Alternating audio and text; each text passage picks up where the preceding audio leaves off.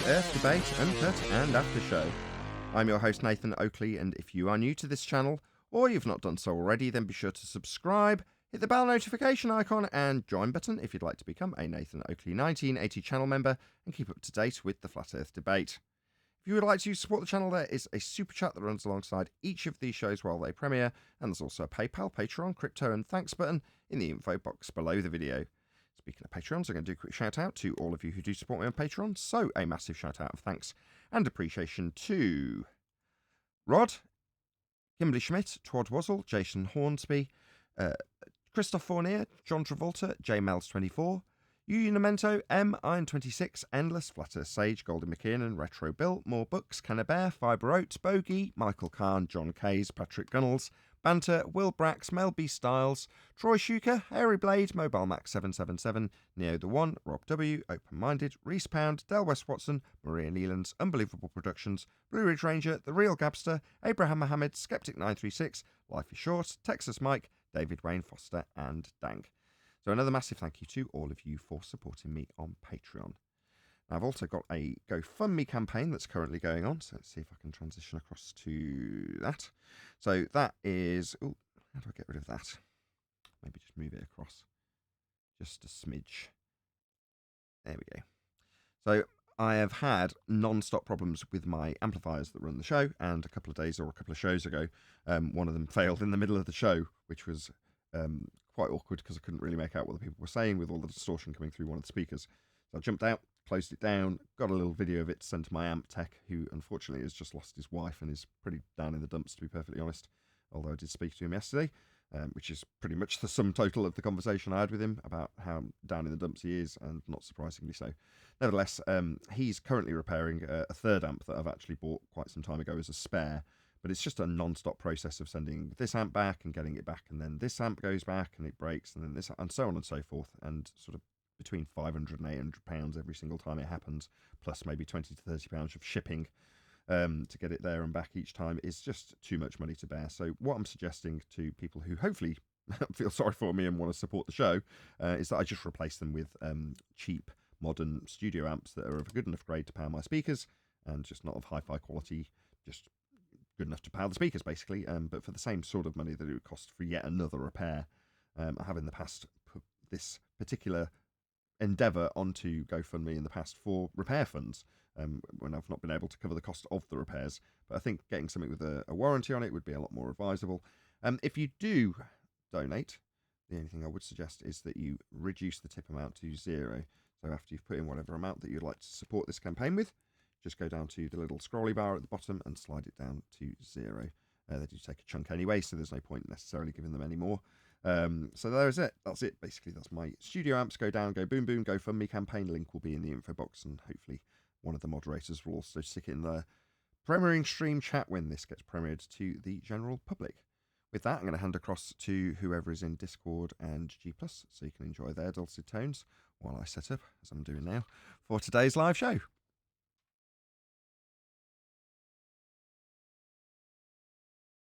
No, but he said he was going on there. He said he was thinking about it. He didn't say he was going to come on. Nobody said to me. Well, you haven't been around for the whole time. That's true.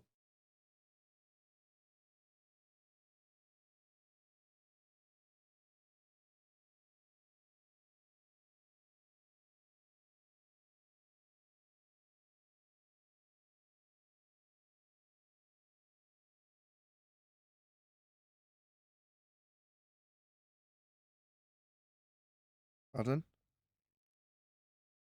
How's it going on the GoFundMe for what you need? It's not really. I don't know if it's not close enough to payday or something. That, or no one's got any sympathy that I can't hear what you're saying.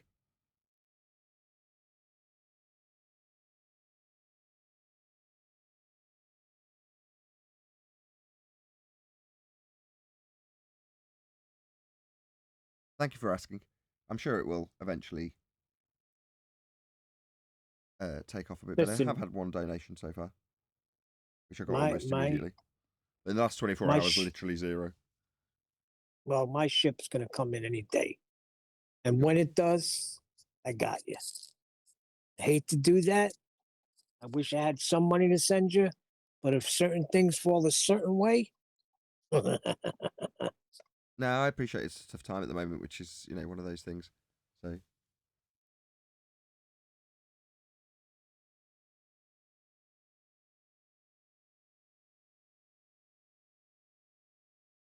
I can't make up my mind whether to be sad about it or not. I know I'm sad because I'm losing my very nice amplifiers I worked very hard for and are worth a lot of money. Well, not losing them, they're just broken. So it's obviously a bit, it'd be nice to e-beg for another 10 grand and get the replacement for it. But by the same token, it's like, can I in any way justify that? And the answer is no.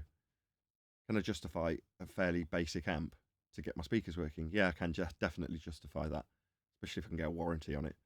Because then I don't have to keep saying, oh, my amps are broken. Oh, my amps are broken. Oh, my amps are broken. Oh, it's just a non-stop thing, isn't it?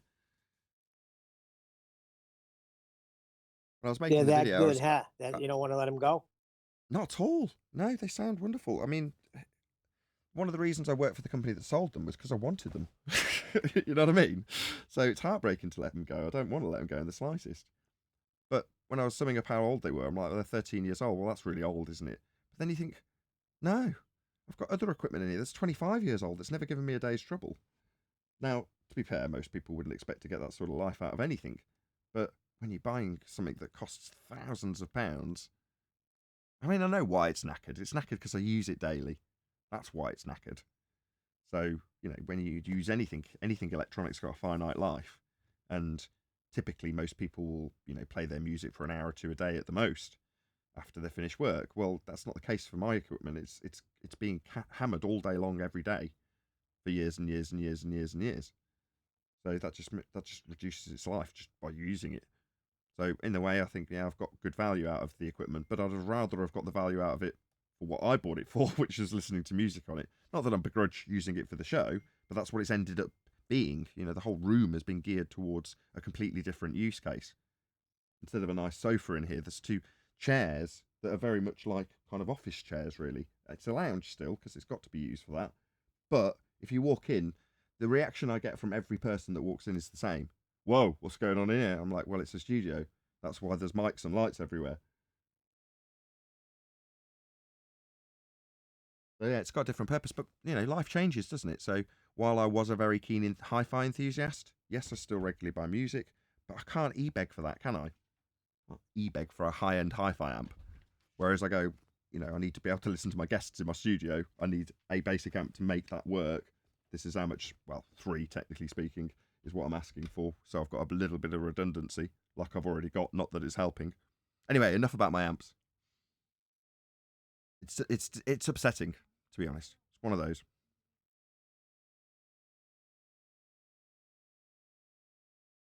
It just marks Well, I don't hear the difference. It sounds beautiful when I listen to it. and it still will. I'll be able to monitor the dynamic range of a really good amplifier isn't required to monitor speech. It's just not required. It makes music sound wonderful. Having a really powerful, really dynamic amp is fantastic if you're listening to music because it's got lots of different things going on all at the same time, hasn't it? But like I keep saying, I can't justify keep throwing 500 quid at 10 grand's worth of amps because they're lovely to keep them going. It's like trying to convince someone to keep your old Ferrari running because you need to get into your job. Oh, well, I've got to keep the Ferrari going because if I don't, I can't get into work. Well, they're like, well, just buy a normal car. Then you won't have the issue. So that's the point where I've got. I'm like, can't keep doing GoFundMes for amp repairs because eventually, I say eventually, maybe that point's already come. People don't care. Maybe I've already worn out my my amplifier clout when it comes to GoFundMe. Probably, I wouldn't be surprised based on the amount of times they've gone wrong. People are sick of hearing them. I'm sick of talking about them. Like I was sick of talking about the computer, which is now, sod's law, seemingly run perfectly for the last 3 days. Anyway. Well, that's good news. Yeah, it is good news. It's just like one door opening and the other and the window closing, or whatever the phrase is. Yeah, but I don't know if you realize, we try to keep you here. It's not a joke. We want the show to continue to go, right? That's a testament because, come on, when people want to stay 5, 6 hours on a show, it tells you how good this show is. Yeah, I agree. I'm not decrying the quality of the show. Apart from bits like this that people probably find intensely boring. The bits where I'm moaning. That's not what people want to hear. Anyway, you asked. Yeah, I'm the guilty one. I asked. But then again, I plugged the GoFundMe right at the beginning of the show. I'm still going to plug it. I still actually want the GoFundMe to succeed. Ideally, I'd get about a third of the way there. Because, yes, in an ideal world, I can blitz the whole lot, get rid of all 3 amps, not have to ever think about them for the next 2 to 3 years at the minimum. That would be ideal. But at the moment, I do actually require or need 1 amp to power one of the speakers that isn't working. So that would be ideal. If I can get to a third of the target, I can just order an amp. Because even after speaking to the tech guy yesterday, I'm like, how are you getting on with that amp? Can't find anything wrong with it. Okay. But it is... So you're like, I'm at a bit of an impasse with the guy because he's miserable, right? He's just lost his wife. So as much as I was talking to my wife about it, going, what can I do to cheer this guy up? Well, I want to send him like a care package when I send him this amp, which I will have to do if I want to flog it. I've got to put money into it to sell it, which is just even more annoying. But there we go. When I send it back to him again, I'll put a little care package together. And I was talking about it with my wife, and I'm like, well, what can I put? Maybe I'll put a copy of Private Eye, which is like a rag here that is relatively interesting. Maybe a copy of Gardener's World, give him something to cheer him up. Do a bit of gardening. I don't know, a couple of bars of chocolate and a card. You think, well, there's nothing really you can do for someone when they've just lost their closest loved one. I can't bring his wife back, which is ultimately the only thing that is going to satisfy him, right? So not that this has any direct bearing on what's going on other than the guy's fixing the amps that are going to be outgoing. Well, he's currently fixing one of them and will be shortly when I send the next. But you know what I mean? It's one of them. Each time they go off, they also take an eternity to come back. Now, as much as I could moan about that, I understand why, at the moment at least, that is the case. So, I can't just pop this one up if I was going to repair him and send it to him and go, can you get it turned around in a day or two? Because that just isn't going to be the case. They're full of So custom. he doesn't. It's full He of doesn't custom sound parts. like.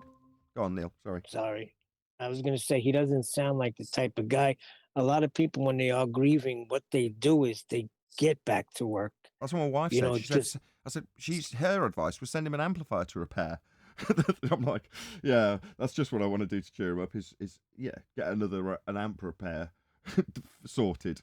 Don't get me wrong, I've got plenty of amps that are broken that could be repaired, and that was her logic behind it. It's like, give him something to keep his mind occupied, and that will be just doing his job, which is fixing and repairing my amps in this instance.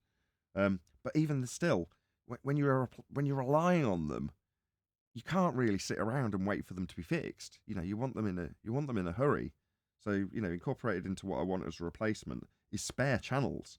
In other words, what I started to do when the one that has just been sold was I bought about a £50 old Studio 4 channel, which immediately blew one of the channels. But when it did, it was just a simple case of taking out one cable of one channel and plugging it into the next one along, which worked. So I'm like, I really like that. The kind of redundancy where it goes bang and you go, oh dear, turn it off, move one cable and then turn it back on again. We're in business again. And then you carry on like nothing's happened. And then when eventually the other channel pops, you throw the damn thing in the bin and start the process again because the repair value is the same as the amp. It's kind of along the lines of the logic that I've always taken with buying anything, right? There's 2 schools of thought. Most people buy in the worst possible range. And the best example of this is an iPhone. It sits in that mid-range where it's not the most expensive, over-engineered, built-to-last item, but it's also not cheap. It's in the mid-range where if you repair it, because it's not well made, it won't repair nicely. The touchscreen won't work properly, or the home button won't feel quite right. All those sort of horrible things when you repair an iPhone, right? Well, I hate that range. So my logic has always been, buy the absolute dirt cheap thing that will just be good enough to get the job done so that when it finally gives in, you don't care about throwing it away. And also, at the other end of the scale, you buy the most expensive thing that there is, so that when it fails and the repair bill comes for 500 quid, you're like, compared to the £2,000 replacement cost, I think I'll pay the 500 quid repair bill. So that's kind of always been my logic. Now, most of the time, that works out really well. My preamp, £5,000. Really expensive. In the year 1999, it was £5,000. I think it was even 6. It was really expensive. How long later are we? 25 years later almost, and it's still perfect. Why? Because it was really good. Well, the amps, unfortunately, haven't stacked up in that logic. In fact, they've ended up costing me money.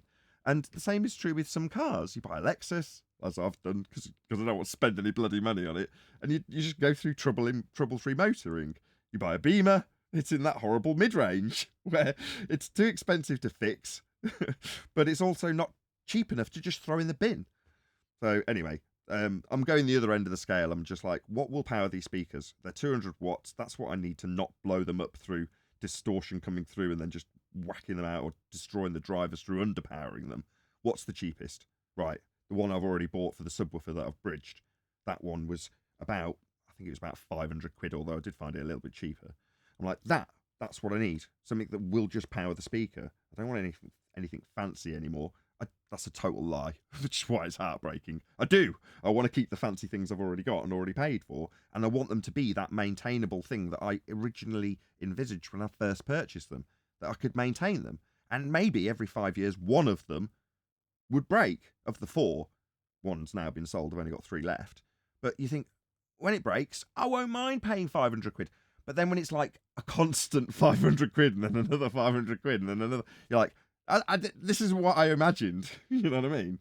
Anyway, there we go. Sounds like you're succumbing to entropy a lot quicker. If you built better, it takes longer. If you built cheap, entropy's going to kick your ass quicker. The guy who built them for me, who's not dead actually, the guy was called Ben.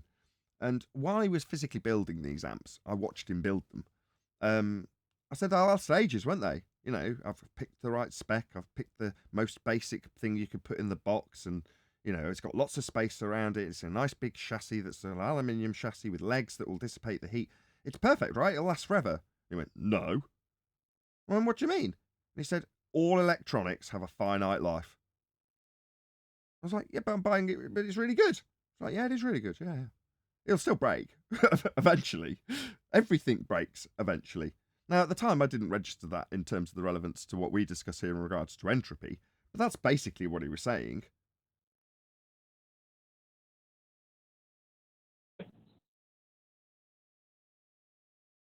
Remember when I thought I had the cause of entropy was the fall of man? I remember that. I thought I had the answer. Just using stuff wears it out. Doesn't matter what it is. Yeah, I watched my brother go through it with the air conditioning. I mean, things just they break down. Yep. Get it there and rewire them, refix them. Crazy. Well, the Sega Genesis from like 1989 is still around and kicking, right? Yeah. And they're built pretty good. So there's some electronics that go on long time. Sure. Like I say, my Wait a preamp. second. You're saying that Sega Genesis was better? Well, that's just That was better than the Atari? No. It just means that for whatever reasons, there's people who've still got Sega Genesis that they kept in their cupboard after using it nicely, keeping it clean, not leaving it in a dusty or damp area, and they just maintained it nicely. Then eventually they got bored of it, put it in a cupboard, and the cupboard wasn't damp or dusty or all the same list of things. And then when they bring it out 15 years later, they plug it in and go, oh my God, it still works. I wasn't thinking in that sense. I was thinking of like there's retro gamers that still play the Sega Genesis since way back in the day. Yeah, but have you any idea the type of maintenance woes of a Sega Genesis? Now, as boring as this may sound, I actually do, because I watch certain channels that maintain Sega Genesis consoles and recap them. I do hear about the caps capacitors being changed, exactly. like especially on the PC Engine. But I'm not too sure that's about the point, Genesis. isn't it? You say, oh, it's just the I got caps. yeah, what's an amp? It's a box full of caps, right? So Gotcha. when you go, oh, the caps just need replacing, yeah, they do. But on an expensive amp, this is the problem. They're custom. Everything in it's custom. So you're like, okay, right. So you've got to get that made to replace it. It's not just an off-the-shelf part. So from that perspective, you buy something mainstream that's cheap, and it does use off-the-shelf parts, which technically probably could be repaired for cheap. But because everything else on it is mainstream and cheap, there's a good chance that when you do, for cheap, repair it, someone else will blow immediately. Like I said, that cycle is why you don't repair cheap stuff. But you don't expect to be in that cycle with expensive stuff.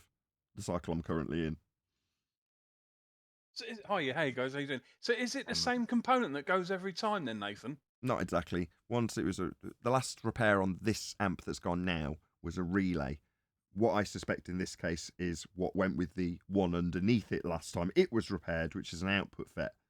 So no, they're subtly different, but no, it's just various components that are going.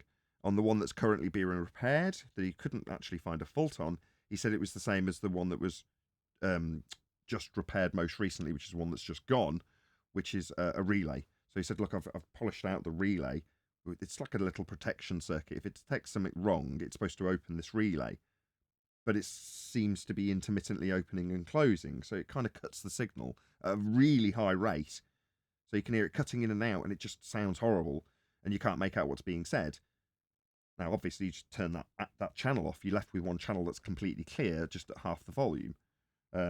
So that's what I did. But I don't know. Like I say, the one that's hopefully going to come back probably won't have had any work done on it at all by the sounds of things, which is also depressing. Because if I'm going to sell it, I want to know that it's working, at least at the point that I sell it. Otherwise, it's worthless. It's just junk. Like the last one I sold it for peanuts because it wasn't working. You know, the guy literally lost his wife while he was working on it and ended up having had it for about 18 months to 2 years trying to fix the damn thing. Gave up and sent it back to me. In which case, you just put it on eBay for pennies to get, sod all for it. It's heartbreaking when it's worth thousands of pounds functional. But anyway, I'm now in that boat again, which is also something that I don't really want to stress about. And I was less inclined to stress about it when I wasn't dependent on it. So that other amp was powering speakers while it was in repair. However long ago, this is probably a year ago now. And that's, like I say, we're at the point where I bought this extra 4 channel. But when it came back, because I'd actually got something in situ, albeit with one blown channel inside, I was like, I've fallen out of love with this item now. I don't care about chucking it on eBay for nothing, because I just don't want it anymore. And I've kind of reached that point with these. It's like, working or not working, I just don't want them anymore. I'm obviously going to turn them into cash to a certain degree because I need the cash. But the love affair with wanting the great sound that comes out of them for about 25 minutes when they're finally working, it's just not worth the agony.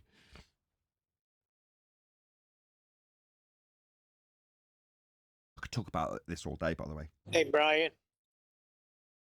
Unlike computers, this is something I do actually have quite a high degree of passion for. I can have a high degree of disdain for computers.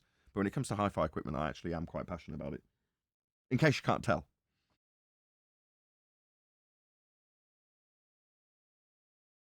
Yeah, I'd never have guessed.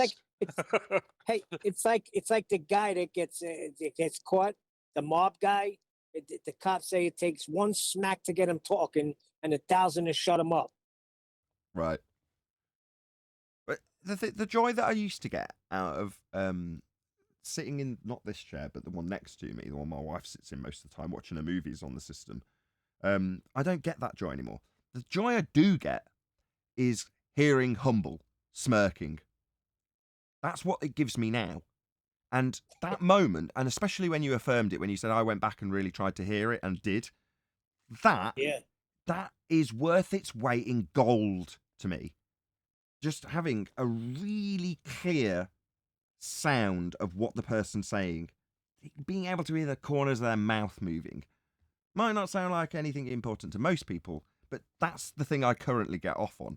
So when you weigh it up in scale, you go, do you actually need a really, really expensive hi-fi amp to achieve that when you've got a studio-treated room? Because it's that's giving it you. The lack of things bouncing off all the walls to smear it. Just having the clarity. I don't need, like, really dynamic bass range to Humble H do that. You can just hear it if the room's nice and quiet and the speakers, which are good, are powered. You know, the sound will come through and you'll hear it, and I did. So that's the thing that I now get off on.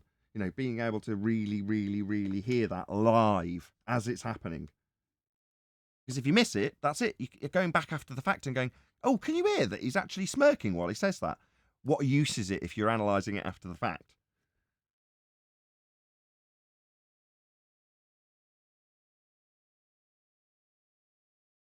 What's up, John? Not much. How you doing? How you doing? You used to say that, Joey, right? From Friends? Slightly different. Yeah, that's exactly what. Yeah, How you doing? Yeah. He cracks me up, that guy. I like the blonde-headed chick, Phoebe. Like, Dizzy one? yeah, they tried to make her seem like she was crazy and stuff, but she's probably the smartest one of them. Yeah, Did she she say challenged. something about the earth being flat? She challenged. Yeah, she did. Yeah, and she challenged Ross on evolution.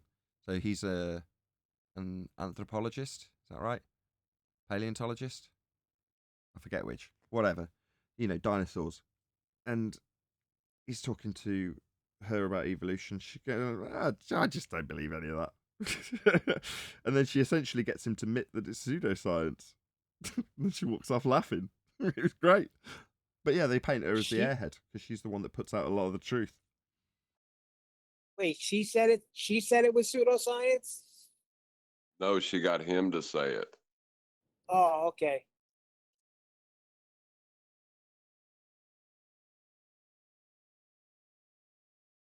Yeah, I And got what's the my definition of pseudoscience? something mistaken for utilizing the scientific method. But I got my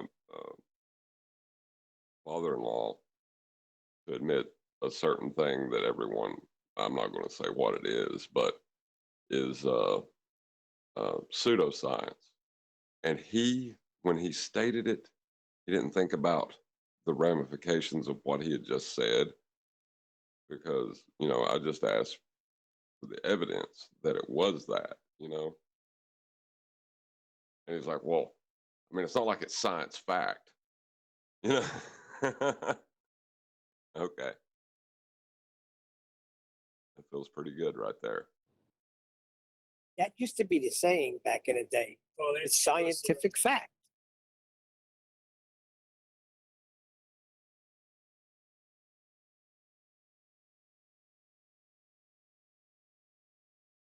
Well, as soon as you get them in that position where they still want to keep the idea that what they said is true, right? They'll start telling you that science doesn't have any facts. There is no proof in science. We'll start saying shit like that, at which point they have to start denying science.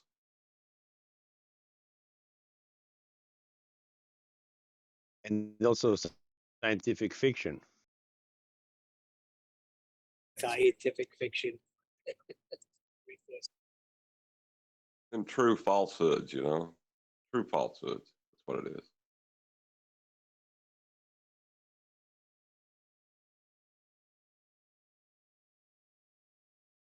Well, pseudoscience is anything that don't adhere to the scientific method, right?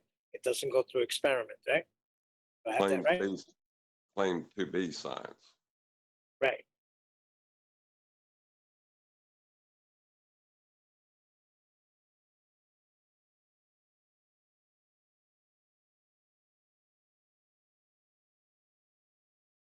Like when you Good start morning. Morning, Morning. Ted.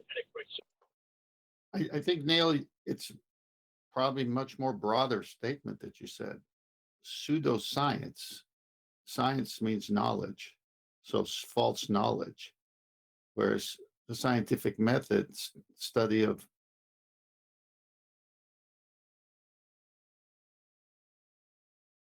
cause and effect, Yeah, I think you're breaking up again. one section. I lost him. Yeah, it's my internet. It's just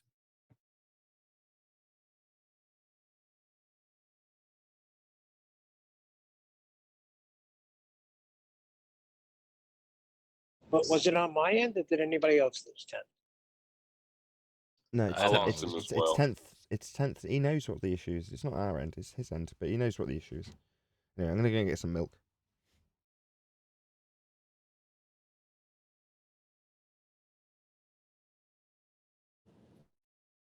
Yeah, well, I was listening to an old video that they put up in, I think it was Discord, of QE teaching Nathan. And it does talk about that scientific law, but I can't make it out. I just can't make it out what way it is.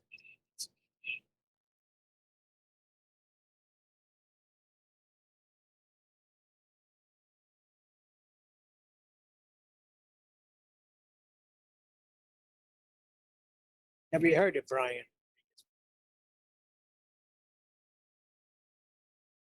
Can't talk at the moment, Neil. Sorry. What are you talking about hearing?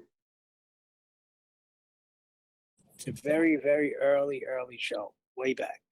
And it's just QE and Nathan, where QE talks about scientific law that he made up.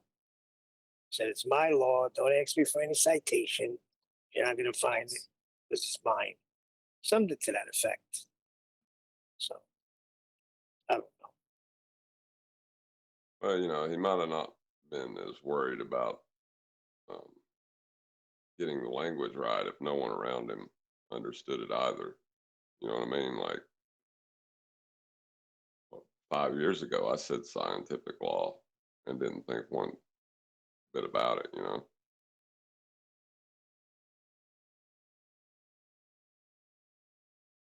But he's talking about information. You need to listen to it. It's like a 30-second thing. And I still don't know what the problem is. Let's put it that way.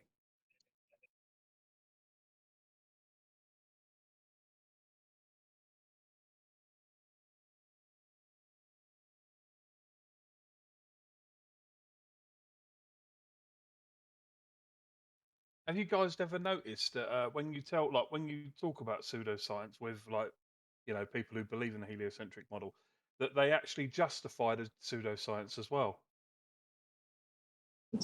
Oh yeah.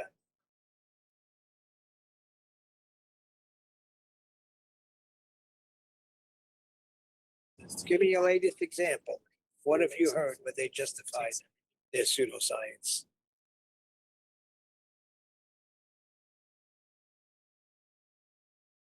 So like the whole premise of like say I don't know like the distance to the sun, right? We don't no one knows that, right? So we know that and then they will even not even knowing the real story of how how that was measured will still somehow try to justify it and say yeah, but they know that. But they know that this is deep science. It's like their brains can't even unlock that bit of it. Deep science. It's not That's a cause good and one. effect, isn't it? It's a claim of a measurement, not science. Correct.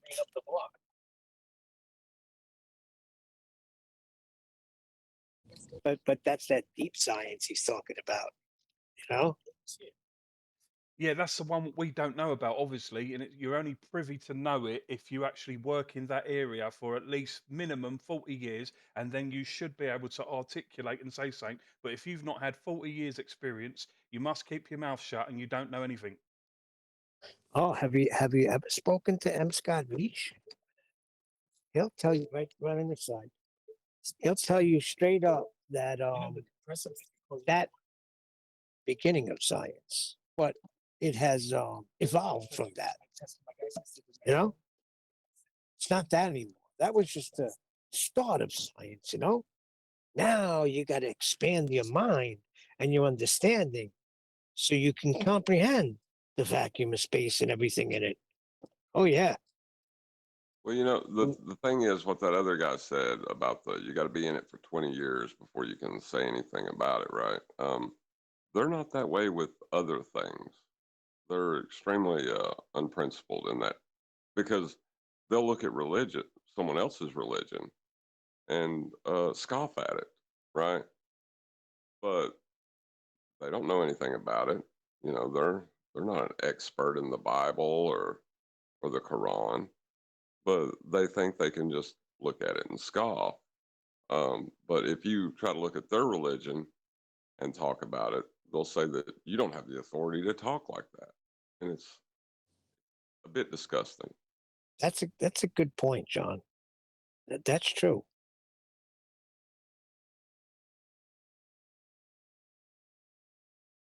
Like Yeah, that You're is not a in it point. long enough. yeah, you're not a astrologer. How dare you? You know, like, what the fuck does that matter? It's like in the heliocentric religion, there's no holds barred. You know, whatever they say at the time goes. If the model won't work, you change it.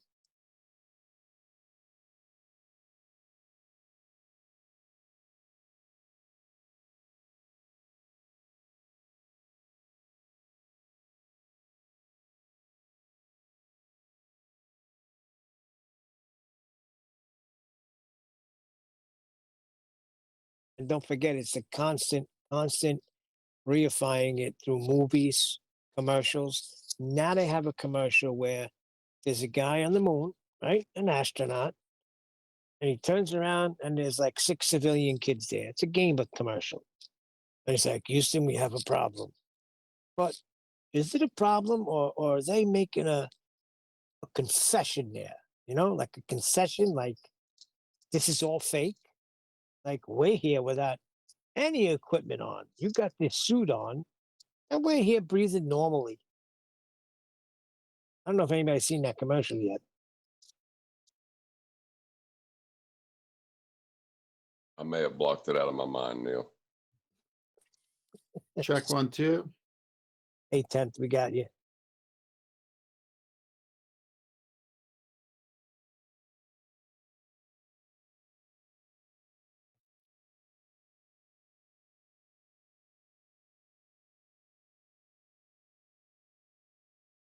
Thought you were getting ready to say something, Tim.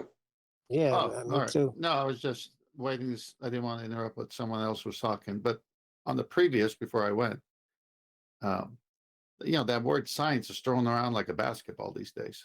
It doesn't have any definitive structure or context to it unless you slow down the conversation and start asking questions. You know, you got science departments in colleges. Well, science a department? I mean, the word means knowledge. So, knowledge of history, knowledge of mathematics, knowledge of whatever topic. But if you're going to do something and say it's an experiment, now it takes a whole different context and parameters to it. You can't do cause and effect experiments on everything that's happening in the natural world. You ask, you know, as we've learned, you ask yourself, hey, I wonder what's causing that. Now you're going to have a dependent variable and an independent variable and control variables. And if A, then B, if A and not B, and all this. Well, how do you do that with the places they take us and use this word as cover? For example, black holes. Well, there is no such thing. They have to make stuff up to cover up where heliocentrism has holes. And then if that doesn't do it, then they'll make something go reverse. Well, this part goes this way. That explains red shifts and green shifts. And, you know, it's all these different things that they'll say means something. You see some of the stuff, but then they'll make it fit their model, but with no experimentation to prove it. And they'll call Right. it science. Yeah, sort of like M. Scott Veach. That's what he does. He says, oh, no, that was the beginning stage of science. Now we're more advanced. But they're not, because they're not adhering to the scientific method. So it's pseudoscience. It's Well, Narnia. those people are confusing the philosophy that they believe is science with what is actually science. I think the Bible said it was people who believe in science so told. I can't remember the line. Yeah, it said science, so-called science. Let me find it. Falsely, Falsely, so-called yeah. science. Science, falsely. Yeah, right. The way Tim said it. That's exactly the way he said it. Right. That's Well, I that's mean, all. you got something staring him right in the face. Gas pressure. Today's topic, if Nathan has time to do it, is from Neil deGrasse Tyson. Now he's talking about gas pressure, tire pressure. I mean, it's staring you right in the face what it takes to have pressure. And so it's like, okay, how do we have gas pressure on Earth if space above us is a vacuum and you say we're an open system? This should not be anything anyone should get too excited about and argue about. Their claim is we're an open system and rocket ships are going out. Well, if rocket ships can go out, then gas particles can go out. Well, no, they have the Kármán line. They stop at the Kármán line. Well, how do they stop at the Kármán line? They can't. Without mean- containment, they're not stopping, Yeah, but right? they have an Well, open closed yeah. system. Open enough for the astronauts to go through, but closed enough for the gases not to go through. Right. And that is the reasonable image in your mind once they dance around this problem they have. They have the problem. Okay. Hold on. 10th, you're having a problem wanting to impose high energy states in short distance problems. Okay. Like that's what's going on here. You're talking about high energy states in short distance problems. Let's see, this is beautiful because you'll make up something that has no bearing on the subject. How do we have gas pressure in the first place? Through high energy states of matter. And define that for me. And what causes matter to get into high energy states? Input of energy. And what is that? Is that the sun? Possibly. Okay, well, go on. I'm listening because for you to demonstrate a vacuum where the sun also has to come through to come to Earth in your model, well, what's going on there? This is also another one of those short distance problems for high energy states. And like we go ahead and short say out in the distance. forefront, we disclaim this on the front of it. It's not a perfect model, 10. Okay, so short distance. How far is the sun in your model? Well, in comparison to everything else, it's really close. Comparison to what else? No, answer the question. How far? Sigma Orientantis. Okay, so you have to move the stars really, really far away because you don't have parallax, correct? They're an almost infinite distance. That's why we don't have parallax. We don't Yeah, experience that's what right, but that's what you have to do. Yeah, almost infinite 10th. Yeah, but how'd you do that? How'd you do that? How do you know that? I didn't. It was just, the universe exploded from a small bit of high density, low volume. The energy expression is still being played out in our universe today. And some of these high energy states are just problems. Can you demonstrate? I mean, this is a story I like when I can't fall asleep. Sorry, just one second. Put me to sleep. Is it John fading in and out, or is it me? Stressful. It's John. It's John, a Oh, little thank bit. God. John. John. So this high energy state storytelling at night when I can't go to sleep might work, but please explain to me this Big Bang of yours. You think everything came from nothing? Well, no. There was something there. That's how we have everything. Well, what is that something? The size of a pea, but it had little bumps on it. It's really hard to describe, 10th, but I'll tell you what. I'll get you some documentation on it, and you can look. Oh, is this philosophy, something made up, or is this proven fact? Oh, this is from Rumpus. No, this is. We're still waiting for documents. Hold on a sec. This is part of the rhetoric. No, I know. Yeah. Just introduce some cartoons. Well, Hold on a second. Are you asking for primary source evidence of the beginning of the universe? I can't give you that. Well, you guys are using time.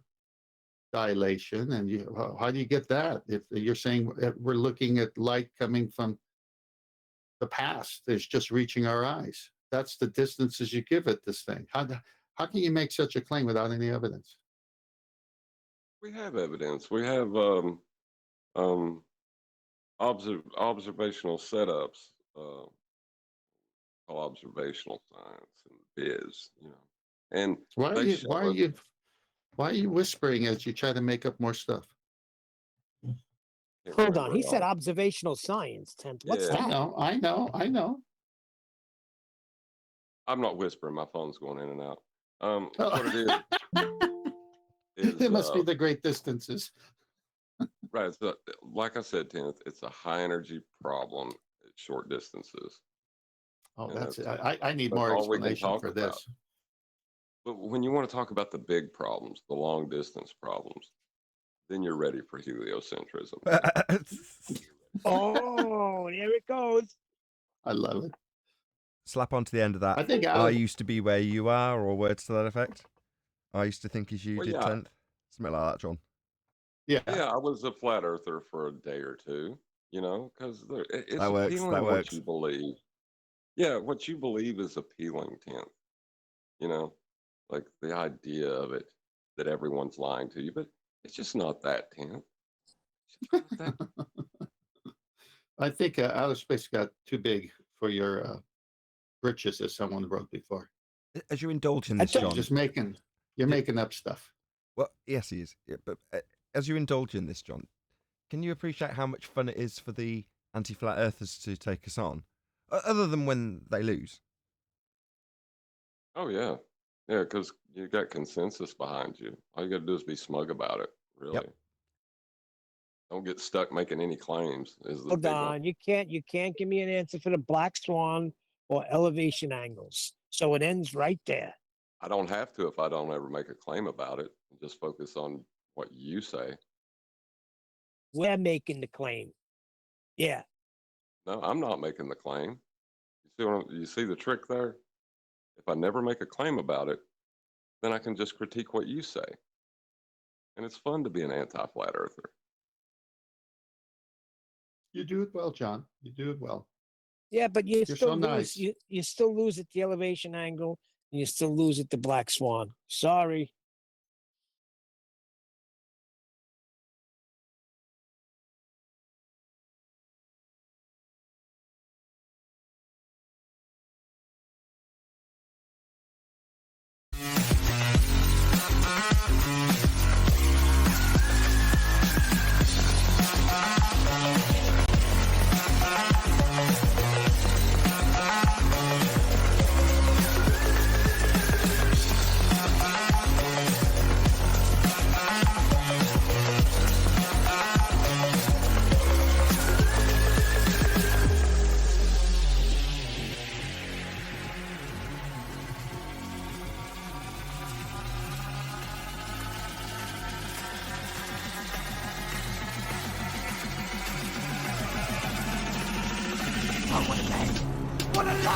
Welcome to Flat Earth Debate Live. I'm your host, Nathan Oakley, and if you are new to this channel, or you've not done so already, then be sure to subscribe, hit the bell notification icon, and join button if you'd like to become a Nathan Oakley 1980 channel member and keep up to date with the Flat Earth Debate. If you would like to support the channel, there is a super chat that runs alongside each of these shows while they are live, and there's also a PayPal, Patreon, crypto, and thanks button in the info box below the video.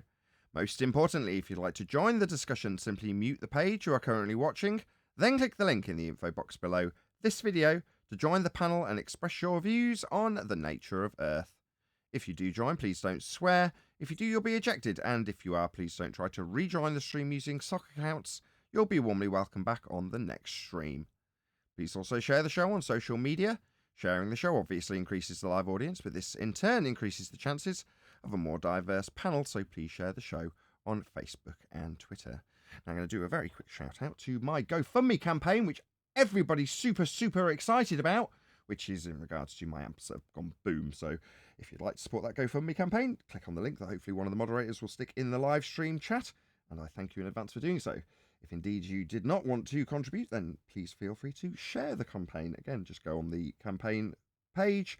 Click on the link to share it on Facebook and Twitter. You'd be surprised how much effect that actually has. So big props to anybody who does that. Thank you very much in advance to all of you who contribute to the campaign. And with that, I'm going to say a huge, massive, enormous, warm welcome to Arwin, Brian's Logic, Neil, 10th Man, and a whole bunch of people in Discord. So welcome, one and all.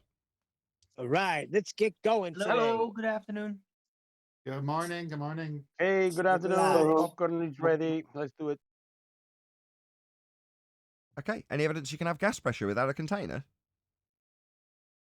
Well, And according Tent to has a the video Without about the it. container, That's 5 there people. should be no Maybe pressure. make it 6. Bending of space-time creates a container.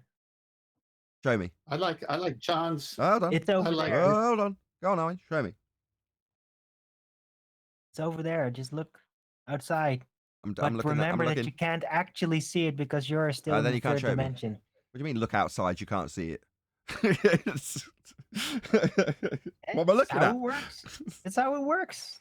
Right, no. Containment is a physical barrier of some description for the gas to press upon to have gas pressure. Yes, and thanks to space-time bending, there's funnels in which there basically is no more space outside of the tunnel Time's not within physical. space-time. Conceptual time Funnels. isn't a funnel. Time isn't something that can physically contain something. It's a concept. Oh, it's space-time, not time. Yeah, That's a space-time, funnel. fourth-dimensional pseudo-Harmonian space-time. Yeah, I know what you're talking about, but that's not a container either. It's a pseudo-fourth dimension. Well, at some point, matter will not be able to escape it anymore because it's just there's a cutoff, right? There's no What, more like a space barrier? time. Yeah, do you want to show me that? No, I can't show you because Yeah, we're going it's around in not in circles the then. third dimension. You can't see that. It All is right, there. we've already covered that. Well, thank you. That's very informative. You're welcome. John had a good one. What were you Yeah, saying John. about the John- gas John- pressure, John?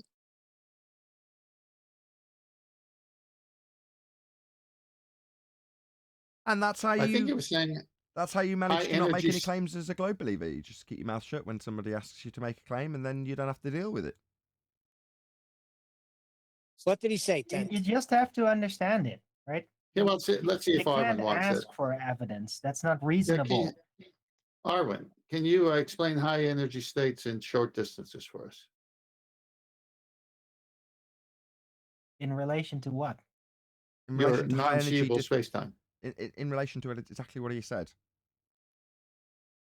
Well, you just have to think of space-time having a container within it. You can't see it in the third dimension, but in the fourth dimension, there is a containment there, and it prevents gas from escaping outside of that location because there is effectively a barrier there within space-time. It's not here in the 3D realm, but it's there. But the gas is very much So is that what- three-dimensional, physical, and needs containment on a physical level. So if you're saying it's a container in a fourth dimension that is not physically visible, then it's not going to physically contain the gas. Just because it's not physically visible doesn't mean it can't contain the gas. Ace, show me. So It's over there, No, but no, you can't see no. it. We've done this 3 times. Boring. I'm sorry. Reality must be really boring.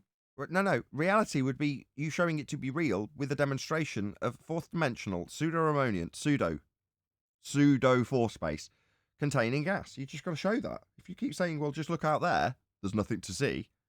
That's the end of I your could show argument. Because you you're a not backing your claim. diagram of it. You're not backing your claim. Yeah, but You how can't see can it, I but be you can show a expected to back diagram? my claim when it's not in the regular 3D world to be observed? That's all right. Just show us the 4D how can world. may I ask him a question? How can you show a diagram if you can't see it? You can see the diagram, but it's only a representative of what's happening. No, you So can't- you're going to make up a diagram for something you can't prove or see. Yes, he is. Fair enough, I guess. Not You fair just enough. got the ball. No, reification fallacy. Any evidence of axial rotation of the Earth-based variety? Shouldn't be Negative. radius for that. Oh, Neil deGrasse Tyson had a great clip about that. Really? Didn't Chocolate bring that up yesterday? or was Oh, that right, with the after you left? basketballs. Yeah. Earth rotations affecting backspin, according to Tyson, which is what we're going to be covering now. So this is a clip from Tyson's channel, I believe, which is Neil deGrasse Tyson explains tire pressure. Wow, because lots of people are asking Tyson about tire pressure, I assume. Okay, fair enough, I guess. So the thumbnail, however, gives it a slightly different spin, which is to say, how much does air weigh? So let's see what Tyson's got to say on the subject. Jack, I got another explainer for you. All right. I just figured it's something that people think they know about, but you really don't. Okay. So I just thought I would sort of bring it up. And it has to do with... Is he shit-faced? Is he drunk? Anyone else hear that slur in his voice? Sounds Stoned. drunk. Is it just me? Just He listen to seems that again. stoned. He doesn't a lot. It's something that people think they know about, but you really don't. Okay. So I just thought I would sort of bring it up. And it has to... drive home. What was it? No. He's Oh not my drunk. God. He's stoned. That's the sound of somebody that's stoned. Is that right, Arwin? How would you know that? Because I'm a cannabis smoker and I Oh, know. is that right? I mean, I could only comment on what crack addiction looks like, so I have no comment on this. to do with tire pressure. Tire pressure. Tire pressure, yeah. Tire pressure. Say it with me. Nope. Tire pressure. There we go. Tire pressure. Tire. Okay. Okay, we're with you, man. Nobody's asking this. All Right? right. All right, no, nobody's asking this. Do you want to show me where one of your commenters has asked you this? To give you the idea that there's a misapprehension about it? No? Just a ham-handed segue with a lot of repetition of what you're going to be covering, followed by, okay. All right. Are you Okay. ready? Okay. Yeah, okay. Nathan, I'm really. okay. Most people who own a car would know what tire pressure means if they just went to a local garage and asked the mechanic. Now it takes an astrophysicist to help us, where a garage mechanic could easily tell you what it is. Really not ready. But this is good. Hey, listen, I feel like this. At this point, we done. Is it just me, or has they just had 38 seconds of saying absolutely nothing? It's not you, but let me tell you something why they're going over this. Correct. It's because of flat earth debate. 7 days ago they covered this. Yeah, maybe. I'm telling you. Paddled out. It's time to ride the wave. That's the way I feel. We're out there. Just let's do it. Bring Bring it out on. here. Bring You it say on. tire pressure. I'm like, Yeah, baby, bring it on. Okay, yeah, huh? Mm-hmm. Let's get on with it.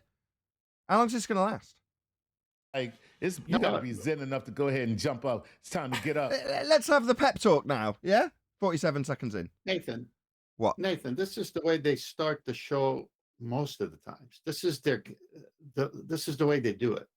Fun, laughter, like, we got the answer, so we could joke for the first 5 minutes or I mean, something. what a way to attitude. start the show. Goofball talking to a goofball. I mean, can't they do something tasteful, like e-begging for amplifier GoFundMe's or something like that? I mean, what's wrong with them? Nope. They're not allowed. It's just disgraceful as far as I'm concerned. They could be That's doing their something shtick. better with their time. Anyway, yeah, do support my GoFundMe link in the live stream chat, hopefully. and surf this wave. That's all. All right, let's do it. So, tire pressure. First of all, if you have a tire with, quote, no air in it, of course there's air in it because there's the atmospheric air. Sorry? Atmo what now? Atmospheric, sphere-shaped air? Atmo, air, sphere, a shape? No, air doesn't take the shape of a sphere. So we're straight into the actual claim being made after a load of nonsense and waffle back and forth about a begging the question fallacy that air arbitrarily takes a sphere shape. No, it doesn't. Air does not behave like that. Gas, air, takes the shape of whatever containment it has. So no, we haven't got an arbitrary, stuck to the side of a sphere Earth, sphere-shaped air by you begging the question with this word, Atmo what now? Atmo begging the question sphere-shaped? No. Atmo air isn't sphere-shaped. Is in it. Right. Okay. In it? In what? That would imply that atmosphere has some form of containment for the gas to be in it? No. Sphere-shaped air has no containment for gas to be in anything. It's just violating the the second law of thermodynamics, which is to say that it's not following entropic law and dispersing into the space that it has to fill. Because according to he's saying, sorry, I'm saying, so he's saying air, sphere-shaped air is in the tire? Really? they're saying we have gas pressure to begin with. That much is true. But he's saying the gas pressure we have to begin with, that's still existing within the tyre, just not a higher pressure than the air around it, is still there, and the air is there automatically because it's arbitrarily in a sphere shape clinging to the side of a sphere Earth. That's what is begging the question atmosphere word means. So we've got automatically in existence gas pressure. Yeah, that requires containment. Unless you say it's sphere shaped. Just arbitrarily hanging around in the sky vacuum, not dispersing into it in the shape of a sphere. Because Neil deGrasse Tyson says so. That's how the automatically in existence, requiring containment, gas pressure is here. With one word. Okay, and Not okay. Air isn't sphere shaped. atmosphere has its own Atmosphere, no, we don't have sphere shaped air. pressure. Oh, right. So sphere shaped air in a vacuum is pressing what? On the vacuum? No. This is a violation of the second law of thermodynamics and an oxymoron. Atmo, air, isn't sphere shaped. So to be at pressure, you need to be pressing on something. What does the gas in this picture, assuming that beyond this blue that will turn to black is actually 10 to the minus 17 torr vacuum, all of this high pressure gas would sod off into it. It's not just sticking around in a sphere shape. And this is the weight of a column of air. Sorry, is it just me, or did you just say the weight of a column of air as you showed gas moving up from the ground? So when you say weight, that's quantified in your vernacular as a downward vector. Because there's So what the hell's atmosphere- this? This would be vegetation upon the ground with a graphic of the gas being produced and air going... is in it. Right. Okay, Up. and atmosphere has its own pressure. And this is the Atmosphere doesn't have its own pressure. Gas achieves pressure when it presses on something. Atmosphere arbitrarily achieves gas pressure without pressing on anything, because where it should be pressing on a container, it's actually got a massive availability of volume of space that it's not filling, so therefore your statement that it just happens to have gas pressure, this arbitrarily sphere-shaped air I've just described, without proving. No, my friend, I can violate every single word of that nonsense. weight of a column of air. Weight of a column, it's going up. From the ground, up in your diagram. So gas is produced down at ground level and makes its way up, according to this diagram. So how is there a weight of the air going down when it's produced at ground level and makes its way up with the second law of thermodynamics description of dispersion in place? It isn't. Gas isn't falling down with weight. It isn't even doing it in your demonstration here. Hey, Chocolate. Good morning, family. Adam. How's everybody doing today? That is what? Whoever that was, go ahead. The strat is what? According with the video there. In English, Jorge? No, it says the stratosphere again. Beg the question once more. Oh, of course. He's got various different types of sphere-shaped air. Air from Earth's surface all the way up to the edge of the atmosphere. So this gas has just made its way from the ground up to the sky. So it's dispersed into the availability of volume. Well, this, according to his diagram, this black bit is 10 to the minus 17 torr vacuum. That's an area of empty space that this gas, in line with gas behavior, that is to say that it moves at high velocity in whatever direction it's traveling until it hits the walls of the container. That's gas pressure. What's going to happen next in this diagram, I wonder? If you had to find... Oh, sorry, it just stopped. No, you see, where his diagram stopped is where his religion of a sphere Earth ends. Because that gas would continue in that direction into the sky vacuum. Because gas doesn't go down, go boom, boom at 9.8 meters per second with gravity. It doesn't change its vector with an ever-weakening force that isn't actually a force that you can think of as a force. That doesn't happen either. found a way to weigh this. I think we might have... But why are you talking about how you've weighed it when weight is a downward vector and you've just showed a diagram of it going up towards space, never to return, leaving us all dead. The gas in your diagram dissipated into space. None of us would be breathing based on your last depiction. Talked about this in another Talked about it. It's a violation of the second law of thermodynamics. But if you have like 1 square inch or 1 square anything, but 1 square inch and have weigh that column of air, Sorry, columns of air? You think gases collimate? You think you've got columns of air? No, my friend. Are you idiotic? Do you not understand how gas behaves? It does not form columns in an anisotropic mixture of gases. That's not what it does. It's inhomogeneous. It's not forming columns. Wow. Total clown. 14.7 magical columns. Nice. Magical columns. 14.7 PSI. What's the I stand for, Tyson? Would it be per inch of the containment it's got to press upon? What containment was in your diagram when the gas was created at ground level and made its way up to outer space? Where was the per inch that it pressed on when your diagram just suddenly ended? Okay. And the way air works, fluids work, is that air works, fluids work. Oh, we're going to have some sort of bastardization about how liquid works, it's going to seem. Sure. I would say, yes, it's sitting on the scale, but that pressure... Do you ever see gases sitting on scales? Is that something we achieve without containment? No, we don't. You know why? Because the moment the gas particle hit the scale, it bounce off it. And then carry on in whatever vector it's carrying on in until it collides with something else. That's what gas does. So how the hell are you going to weigh it without a container?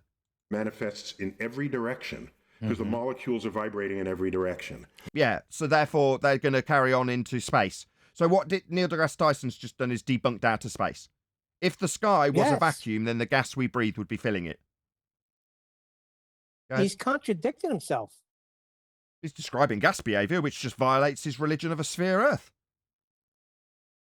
Right. So right now I have 14.7 pounds per square inch on one side of my hand and on the other side. And up towards the sky vacuum and every which way on a globe. So if you've got 14.7 pressing down on you and up on you, what's it pressing up at the sky vacuum? Answer? Well, it's an empty space for gas to fill. What does gas do when it encounters empty space? Does it chill out and have a little cigarette at the Kármán line? Does it defy gas law and put on a load of weight and burn its bra? No. Gas carries on in the exact same behaviour that it was carrying on until it reached the Kármán line. That is to say that it dissipates into the availability of space that it has to fill. Yeah? Until it's got something to press on. And there's no containment around a sphere Earth for gas to press on. Above, and below. And so everything's all equaled out. Above? What, by the sky vacuum? It's pressing on that, is it, Dumbos? Every direction. So I don't even notice it. That's why you're not getting... You'd notice it dissipating into a sky vacuum, we'd all be dead. None of us would be breathing. Crushed by your 14-pound air. Correct. Just... It doesn't make a difference. Correct. It's pushing down on you and pushing up. And pushing. Pushes up on the sky vacuum. You think you can press upwards on an empty space? Because that's what you dumbos think is above your heads. You think there's a massive empty space, a void. You know what they call that massive empty void? They call it space. So it's a space that the gas could go into. Because your hand isn't there to press on. So it's not going to form pressure going down in a column, this anisotropic inhomogeneous mixture of gases. It ain't collimating. It's even Steven. Whereas if I have a suction cup, right, and I... Sorry, how is this suction cup in any way comparable? You're going to define how the gas presses down on it? Right, so you're saying there's gas pressure pushing on this. All right, what does the gas pressure press up on in the sky? Press out the air that would otherwise be balancing it. If I press it out. Yeah. So now I say, lift up the suction cup. You say, I can't, it's sucking me down. No, it's not. Why can't you pick up the suction? 14.7 pounds per square inch per square pressing inch down is pushing it down. Is pushing it. So there's 14.7 pounds of pressure that wants to vacate into whatever space it's got. Yeah, pressing down and pressing up. Unfortunately, though, your sphere Earth in a sky vacuum has nothing above you to press upon. Yeah, so if that was real, we'd all be dead. Shout out Nathan, to... is he saying gas? I'd love to ask him per square inch of what, sir? What's the square inch of? What are you measuring again? Yeah, to achieve gas pressure in the first place, we're going to need a container with a per inch of something to press on for the first gas molecule that came out of the ground to go up to, hit, and then come back down to the ground it came from to press on it. So it's got to go up and then come back down after pressing on something in the sky. What's that? You say there's nothing but empty space up there? You know, areas for astronauts to float around in an orbit? Of course, they need spacesuits so that they keep the air around their body as they look down on clouds not filling a vacuum. You're all stupid if you think you're living on a sphere in a sky vacuum. Yeah, when you watch your stupid Men in Space, when you watch the aliens sucked out of the Nostromo and go, wow, look how quickly it sucked out that physical body into the area of space. Now, isn't that pretty planet below with all its gas pressure? Just wonderful. No, there would be no gas pressure on any of those planets in these stupid sci-fi depictions of your religious worldview of sphere Earth. Yeah, gas, that's clouds and all the things that are in those clouds on the surface that you're looking back with your spacesuit on, keeping the nice yummy gas pressure inside the suit. Well, what's Earth's suit keeping its pressure inside? Oh, it doesn't have one. Just high pressure gas wanting to fill space. And what's around it? Space? And you even call it space? Yeah, they're literally urinating in all you idiots' faces who believe you're on a sphere. Shout out to Uncle Ben, who says, please can you shout out my son, James, who watches the show every day. James, you're the main man. Shout out to you. Thank you very much for the super chat, Uncle Ben. You didn't have to pay for that if you wanted a super chat. If you wanted a shout out for your son, you didn't have to pay me. You could have just asked them. I'd have definitely just done it. Speaking of which, Cosmic did exactly that for my daughter the other day. So he's doing, I don't know how he does it. He's doing world record speed runs on, admittedly, a computer game. He's doing it on Mario 2, the Japanese version. But he's doing these speed runs. He needs a lot of concentration. And I'm in the chat going, my daughter's watching. Any chance for a shout out? And then the next thing he basically says is, I've got to shut this chat down because I've got to concentrate. I'm doing a world record speed run, obviously. But then he shouted out Eleanor. And I was just so touched. Just made such a difference. I was touched because of how touched she was. It meant a lot to her. It's like, oh my God, someone's doing a world record Mario run. He's shouting me out. So it just meant a lot to her. So yeah, anyway, thank you very much. Anyway, Uncle Ben, I really, really appreciate the support. Thank you very much indeed. Please share the show to Neil deGrasse Tyson. Of course, yeah. God, thank you. Should really apply to absolutely everybody unilaterally, shouldn't it? Okay, so the video we're covering is Neil deGrasse Tyson explains tire pressure, and obviously what goes round comes round. I'd like you to all go and let Neil deGrasse Tyson know what wonderful material he's producing and how you managed to find your way there, which is to say that Nathan Oakley 1980 channel and all the wonderful people there reacting to his video sent you. So there's a link going by in the live stream chat now. Please let Neil deGrasse Tyson know with a comment. Help him with the algorithm by commenting and liking his video, by letting him know that Nathan Oakley 1980 sent you after a reaction. And I'm sure Neil deGrasse Tyson, were he to respond to me, would repay the favour by shouting me out with a link to my videos, benefiting me and my family and hopefully repairing the heaters.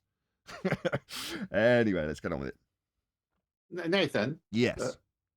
He said that the gas particles vibrate in all directions. But prior to that, he said the edge, that instead of calling it a container, he said atmospheric edge. So if gas pressure is hitting the atmospheric edge and vibrating in all directions, isn't he saying there's a container actually? Nah, he's just saying there's an arbitrarily inner sphere-shaped air, and at the edge of the arbitrarily not dispersing into gas violating the second law of thermodynamics, it's got an edge to it. It's called the Kármán line. It's where the gas, which was travelling at a high velocity towards that area of space, gets to the Kármán line, the atmospheric edge, if you will, and says, you know what? Sod gas law. I am not going to continue. I've had enough. I've been travelling for bloody ages. I'm going to burn my bra in defiance, and I'm going to stay right here where I am at the Carmen line. I'm going to have a cake. And if I am to put on weight, I will go down, go boom boom. How dare anybody tell me that it's a law that I have to continue in whatever vector I'm travelling until it hits something? It's absurd. I'm chilling here. I'm at the Carmen line. I'm here. I'm atmosphere. You don't have to like it.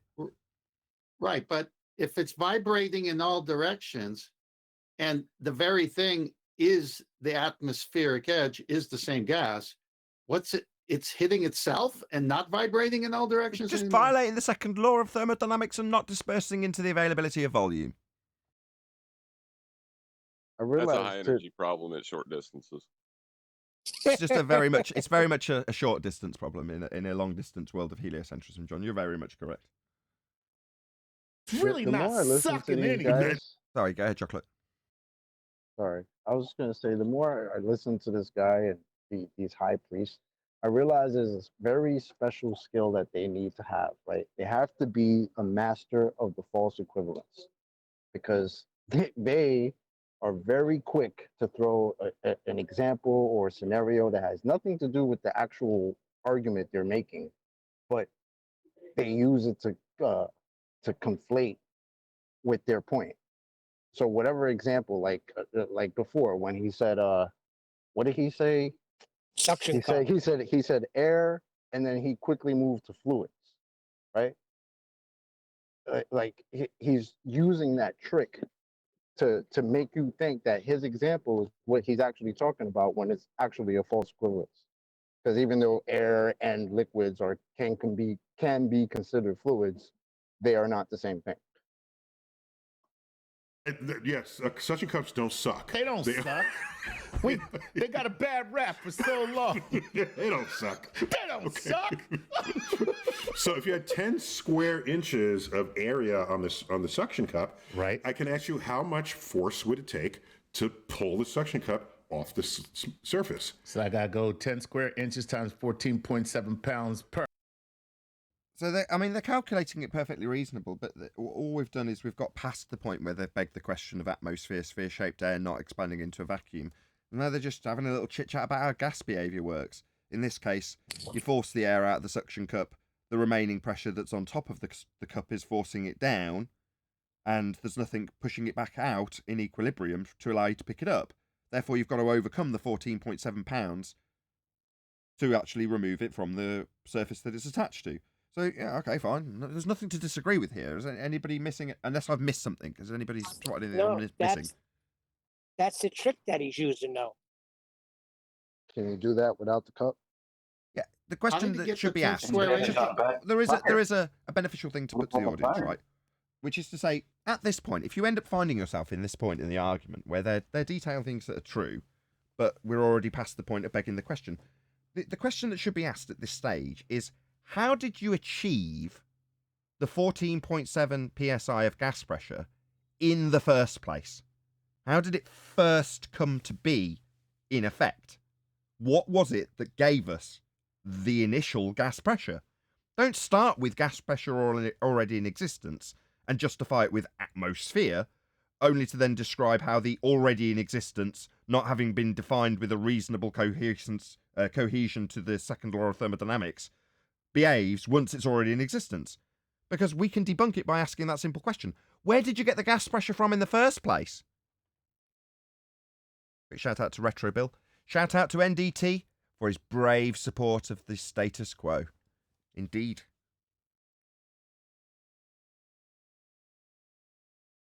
And then push back in that opposite direction and okay, that gets you 147 pounds. So if you can pull 147 pounds or more, it pops right up. Or you could cheat and pop open a little curl in the edge, and then let nature do it for you. Air slips in, and then it just comes off. Right. You let nature help you out. Okay, so with a tiny, tiny, tiny little gap in the suction cup, created by a fingernail tucked underneath it, the air makes its way inside the containment. That, in this case, would be the bottom of the suction cup. That's your container. Yeah? Now, in that case, once you force all the air out of the container, creating a partial vacuum, in actual fact, just pushing the plastic much closer to the area that you've actually got it attached to. But you've still got the 14.7 psi that you've got to overcome. So he's absolutely correct in that. But it's overcome the moment you lift the edge of the container. Well, Earth as a sphere has no containment whatsoever, let alone a little edge that you've lifted that would immediately let it equalise into the area of space. So if you're suggesting that this suction cup has got a partial vacuum, what, like the partial vacuum of space? Nah, it's 10 to the minus 17 torr. Yeah? Without containment, every single sodding molecule of gas would immediately vacate into space. Instantly. Further to that, we'd have never achieved gas pressure in the first place. So the first gas molecule comes out of the ground and immediately just carries on in whatever vector towards the space it's got to fill. And it never comes back. So where the hell do you get gas pressure on the surface from in the first place to make this example? That's the question that should be asked. The point is, if you fill a tire to what we call 10 pounds per square inch, over and above the 14.7 psi that we've got at sea level. So it's a differential that they show on the gauge. That's 10 pounds on top of the air pressure that's already in there. Where do we get the gas pressure from in the first place? So given that we've already got existing pressure, and in order to be higher than that pressure in the tyre, we need a container, in order to achieve the higher pressure. Yeah? So in other words, the tyre would be representative of Earth with a high pressure, and then the lower pressure would be the 14.7 psi around it. Now, bearing in mind that if I put a tiny little hole, as described by Neil deGrasse Tyson with the suction cup, the higher pressure of the tyre, in line with entropic law, that's the second law of thermodynamics, will equalise with the pressure around it. Likewise, Earth with a high pressure like the tyre, if it had a small gap in the, let's say the Kármán line. Let's say there was a tiny tear in the Kármán line. What's the Kármán line? Well, it's not a container to have a tear in. But let's pretend it is, and it's got a tiny tear in it like a tyre. Well, then it's going to equalise with the surrounding differential of pressure. So in other words, the pressure at ground level, with the tear in the sphere-shaped air atmosphere, the edge of it, the Kármán line, whatever the containment, fourth dimensional space-time they claim is, if there was a tiny tear in the fourth dimensional space-time that doesn't exist because it's pseudo-Ramonian, then we'd be at 10 to the minus 17 torr at sea level. There'd be absolutely no pressure because it would all equalise with the surrounding lack of pressure. That's 10 to the minus 17 torr vacuum, according to the sky vacuum claim. So that's where we'd be at. We'd all be dead. Shout out to a few people. Unless there's any comments, go ahead. No? Okay, shout out to JMails24. I'm seeing a real lack of understanding here with the FED panel, particularly that Nathan guy. I get it. It took me 4 hours to really understand Neil. Okay, JMails24. I appreciate the sarcasm, and thank you very much indeed for the super chat. Really do appreciate it. Also, shout out to Sasha, or Unitox Family as he goes by. If you fill the tyre, sea level will remain level. Oh, what a duper. I love it. Thank you very much indeed, lads. Really do appreciate the support. Right. That's all I'm saying. Right. All right. So first of all, just lay that out. Cool. All right, so now, have you noticed, or perhaps not, that on bicycle tires, the thinner, the skinnier the tube, yes, the what? The less air you should keep putting in it once it gets hard, because it will pop. I'm telling you. Okay, but from experience, okay? No. Also, like high pressure gas, yeah, under containment, if the pressure exceeds the, what would it be, tensile value of the tyre, then the gas will fill the available space. It will leave the containment of the inner tube and vacate, disperse, in line with entropic law, into the rest of the availability of volume it's got around it. Right. So likewise, Earth, like an inner tube, just without the inner tube, at high pressure, without something to press on, would want to equalise with the surrounding lack of pressure, the differential being 10 to the minus 17 torr. So yeah, it would pop, like Earth would pop. If it had something to pop, of course we would never have achieved gas pressure in the heliocentric model in the first place. Okay, if you look at the ratings of thin tires, in essentially every case, depending on what they're made of, but in every case, they have a higher pounds per square inch rating than the bigger tires. What's the pounds per square inch rating of the Kármán line? How do you measure the per inch value of the edge of the atmosphere? Do you want to give us answers to these pertinent questions about your belief in heliocentrism, Mr. Tyson? Because those are pretty fundamental problems with your religion, given that you've got no PSI to achieve in a heliocentric model with a sky vacuum instead of containment. Okay. Nathan, he Yeah, said, I'm pretty okay with that. Go ahead. No. He said that it vibrates in all direction until it reaches the edge, which is the Kármán line, basically, and then it has weight, and the weight. So the air itself is the container because it has weight. Now, isn't there less pressure at the Kármán line? I don't know. I've never been. These guys are taking the PSI, I'm telling you.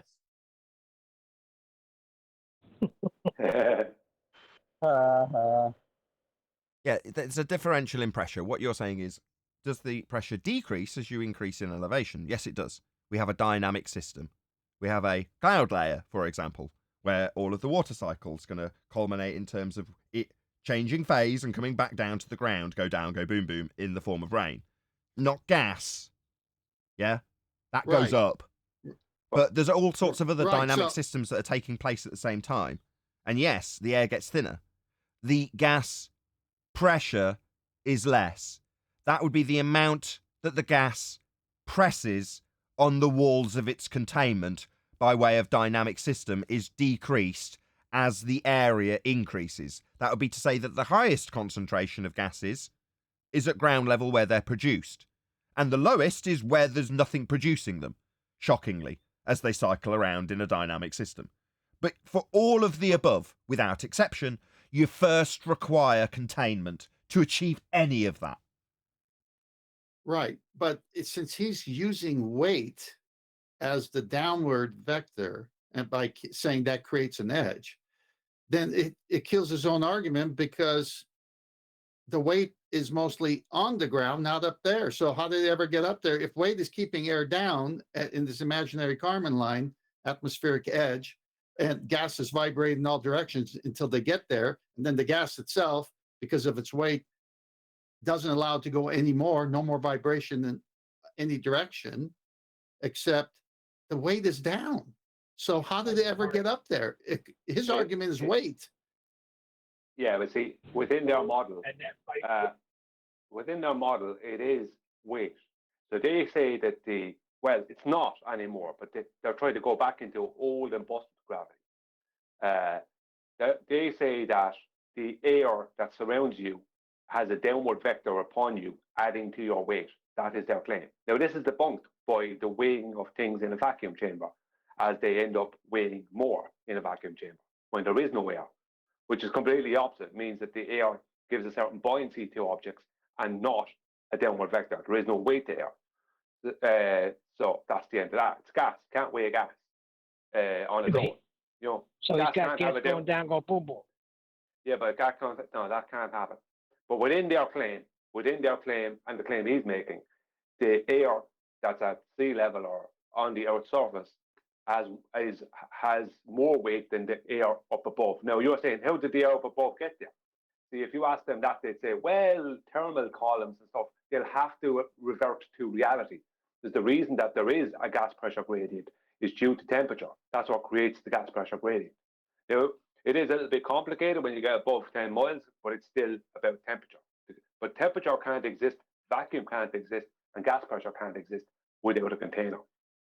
But within their claim, they need air to be a mass, what they call a mass, and they need that mass to be given weight via force of gravity, which means that they need you to be heavier while standing in air than you would be if possible to weigh you in a vacuum. But in a vacuum, things weigh more, not less, completely debunking all their claims. Higher. Okay. Period. I didn't know that, to be honest. Yes. Okay. So now this watch. is the first I'm ever hearing of this. Okay, because you got to pay I know you attention. did. Well, okay? no, I'm gonna tell you why. Because I come from the times when you would fill your tire, and then you just. Are we really going to have this? Is this guy really going to reminisce about tires? I mean, I don't know about Yes, this anybody guy's else, a right? moron. I mean, I often make disclaimers about how things that excite me, like amplifiers, like hi-fi equipment, often bores the pants off other people. Now, I can appreciate that when it's something that I know that at least at some level people can appreciate that electronics have got a certain mystique, a certain level of excitement that can be perceived in them. And the same goes for computing, even though I don't actually like computers. But I can understand how there's a geeky appeal that people can see in it. Now, to a certain degree, maybe someone's going to get in the comments and go, oh, tyres are quite exciting. They change your lap times and all this sort of stuff. But that isn't what they're doing, right? He's reminiscing about pumping up a bike tyre. This is where this goes. You have to dumb it down to this sort of level to make it digestible and obfuscate away from the actual point they're making that doesn't have a viable beginning with gas pressure, eating donuts and falling down, go boom boom at the Carmen line. So they've got to reminisce about tyres. I mean, my God, they've even edited in somebody squishing a tyre to, bring a bit more life to the story. Push down. What's the matter, Nathan? You never reminisced about the time when your tire blew when you were a kid and you had to pump it up? Oh, me and my wife, we sit around for hours talking about, do you remember that time? Or I remember a time when I was a kid and I got a flat tyre. And I took the inner tube out, I took it to the kitchen, I pumped it up, and I watched the little bubbles come out, and I got my patch kit. No, we don't do that. You know what you never did, though, Nathan? You never sat around and said, I wonder if this could happen if I didn't have the tire. That's what you never did. What I used to do, Chop, when I got a puncture, was to say to the tire, right, fine, I'm now defining a thing called a Carmen line, just sat right on the edge of this. None of the gas then left the cylinder at that point. Never got a flat tire again. Yeah, I love it. You just have to remind the gas what it was capable of. I get it. Yeah. I used to take just it into say, look, Halfords. see that imaginary line there? Do not cross it. Yeah. Don't care what your natural behaviour is. Don't go past there. Give me the tyre pressure without the horrible, awkward expense of the inner tube. I just want the pressure around the outside of the metal rim without the container. And they go, oh, that's not possible. You need something to put the higher pressure in. They go, surely not. Look around you. There's gas pressure without a container all around you. Just take some of that fourth dimensional magic and put it around my rim. What's your problem? Yeah, it's a short distance problem. That's true. Very short distance when the tyre bursts. On it. And if you can actually push it and flatten it, you're like, now put some more air in there. Okay. What are we?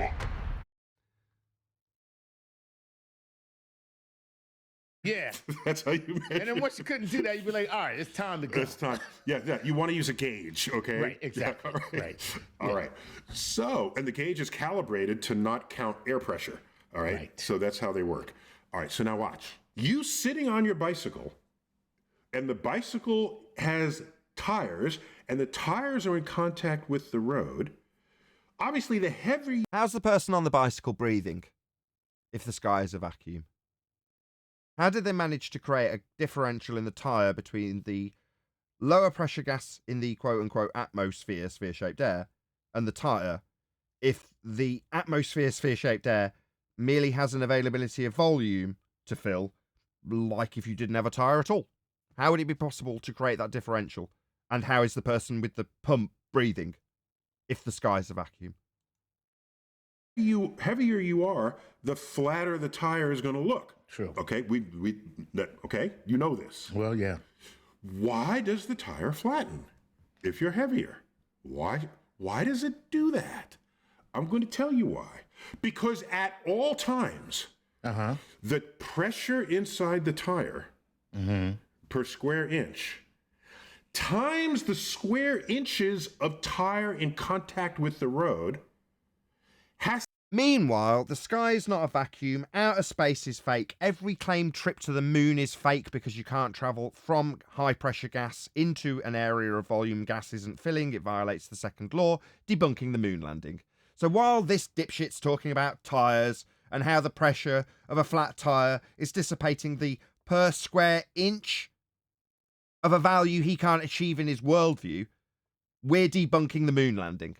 Just want to point out to all of Neil deGrasse Tyson's audience that when we reacted to this utter tripe, we were debunking the moon landings while he was talking about bicycles with the exact same context. His context gives you why does your tyre go a bit flat.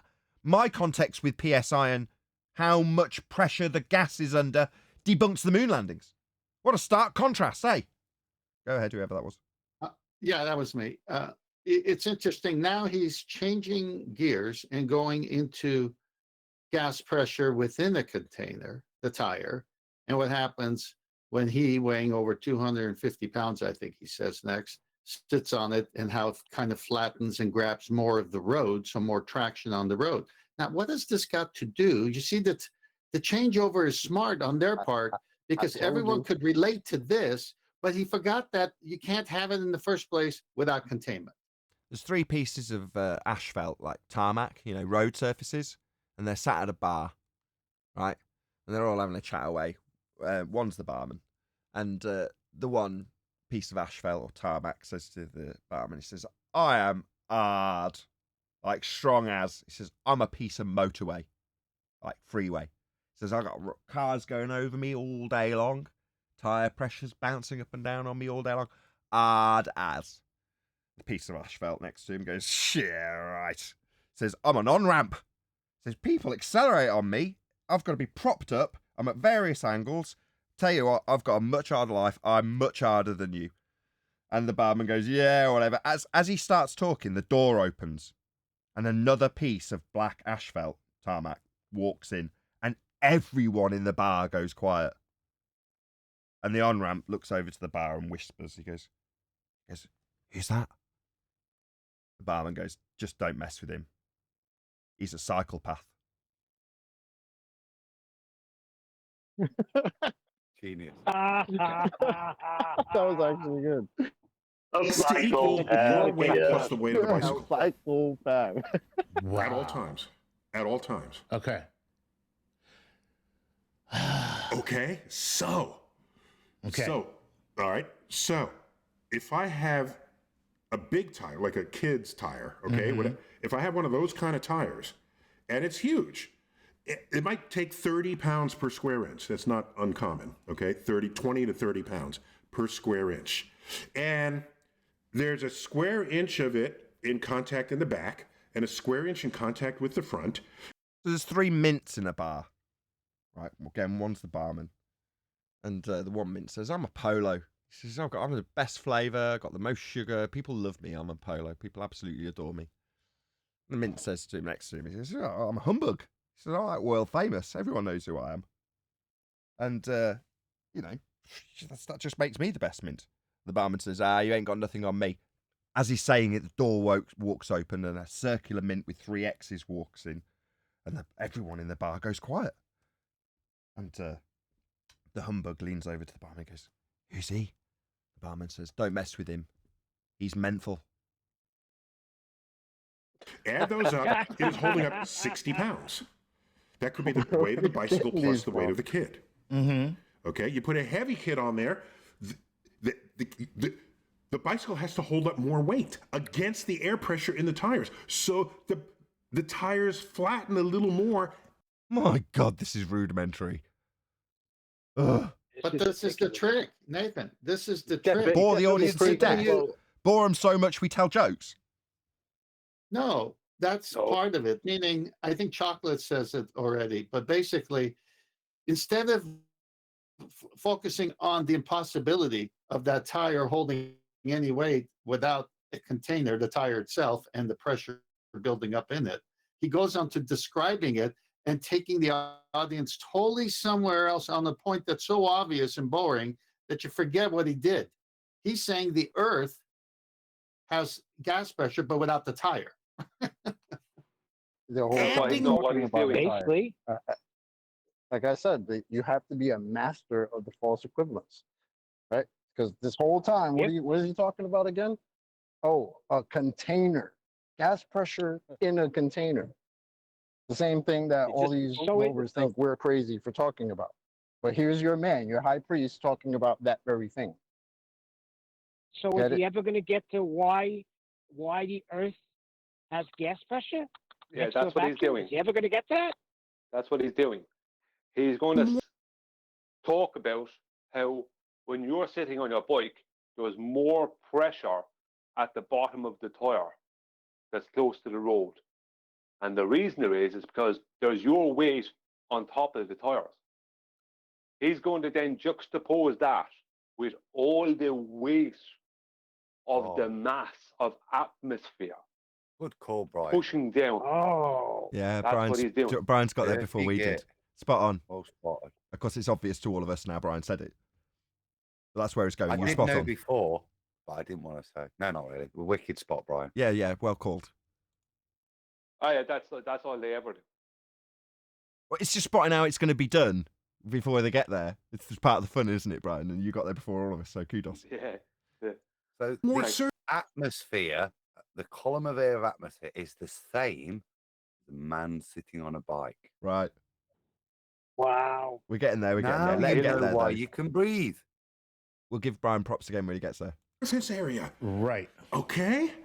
Adding more area so that now you go the air pressure times the square inches in touch with the ground, and now that'll equal the weight of the heavier kid. So how many square inches are in contact with the top of the tyre? Do they just go? Is it zero? Is it like the same as the air pressure or not? What's the dealio there then? Okay. So I'm heavy, all right?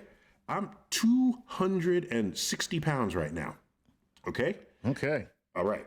So now, I ride a bicycle with very narrow tires.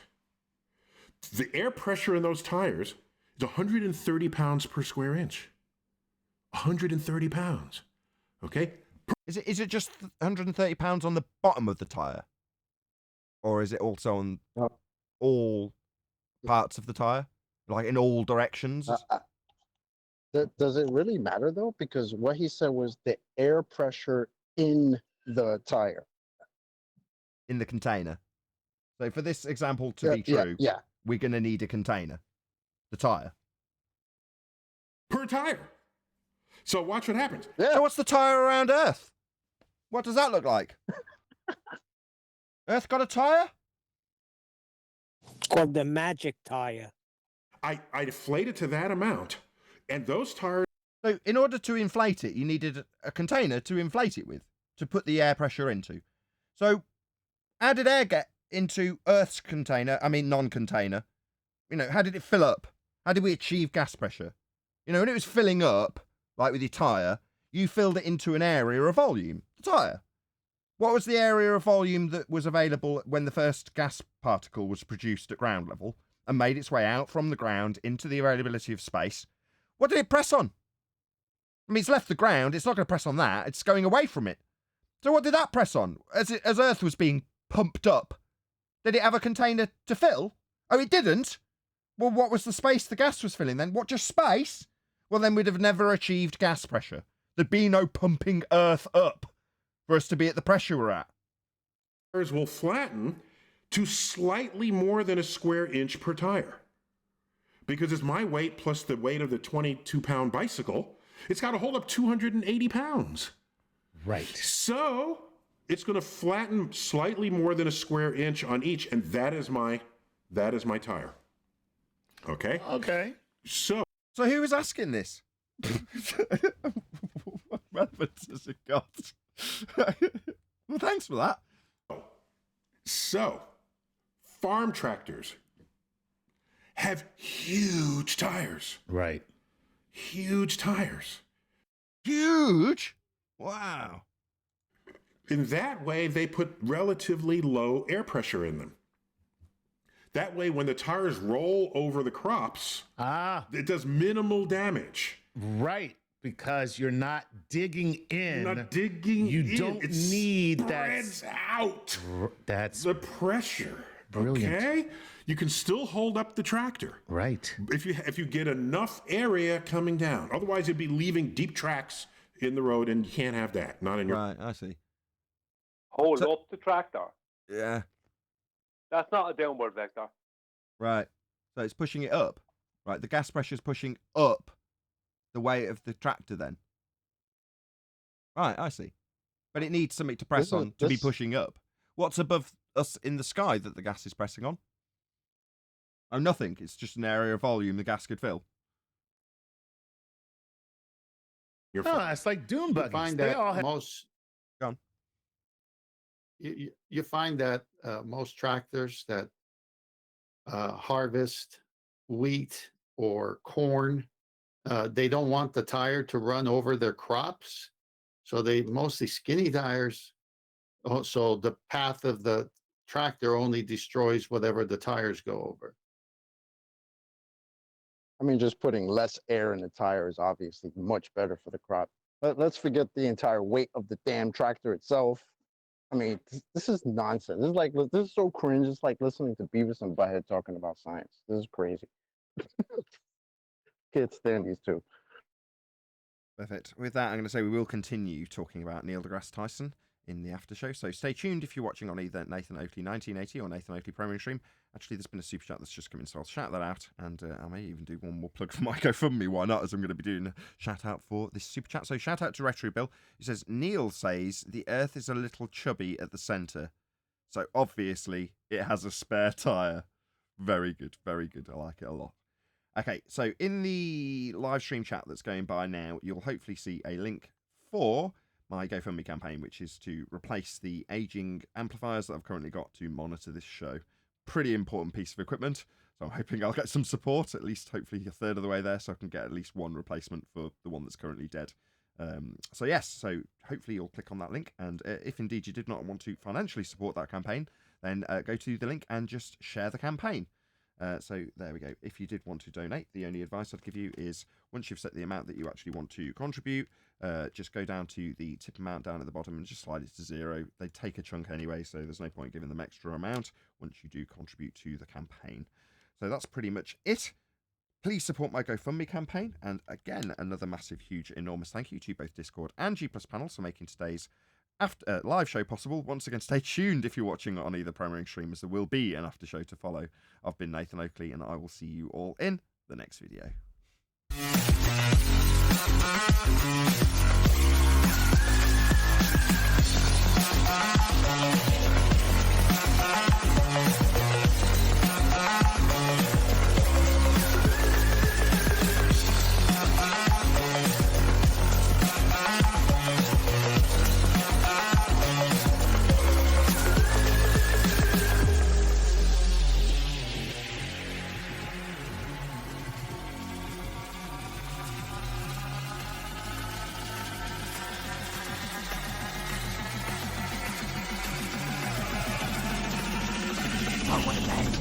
What a lovely day!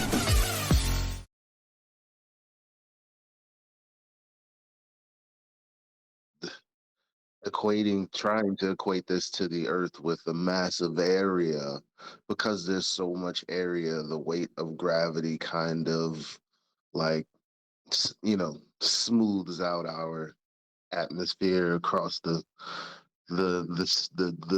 spheroid or peroid or whatever.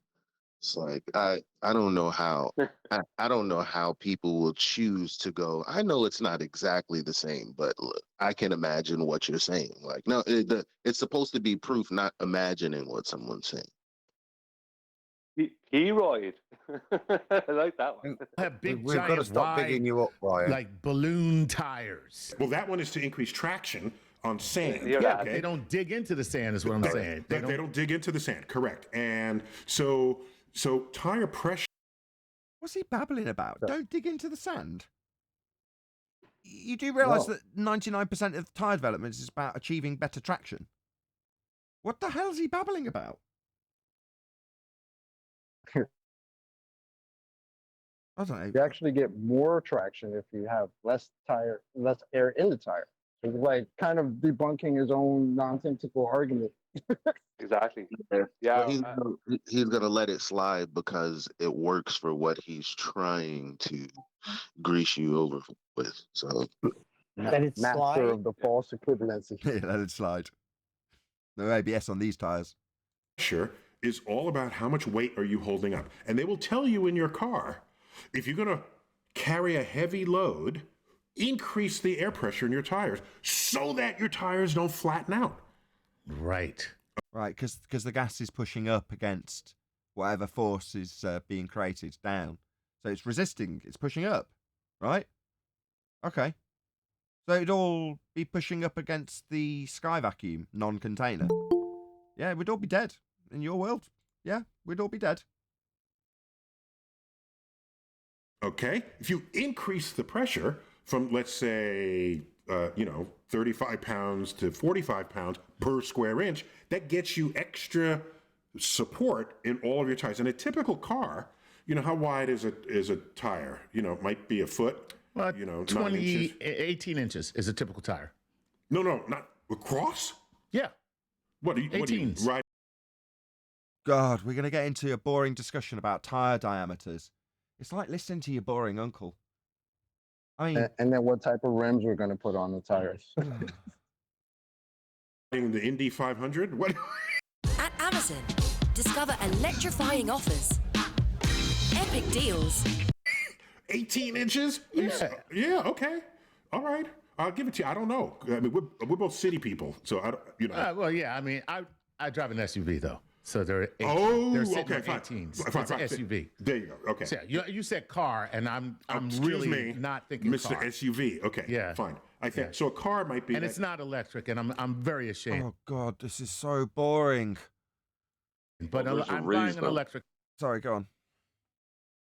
Well, the short distance high energy problems that they associate with heliocentrism are almost as boring as talking about cars that you like with your friends. Why would we discuss those issues in the model? They're boring. Car. So I know you already have one, Good, but so I'm eventually. I'm yeah. late All right. to the game. So but- here's what you do. You can do this experiment at home. Oh my God. Now we've got to start dicing up what a bloody experiment is because he's used the word. Ugh.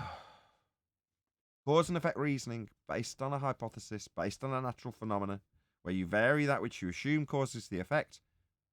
That's not what's going to be described here. I can absolutely guarantee it.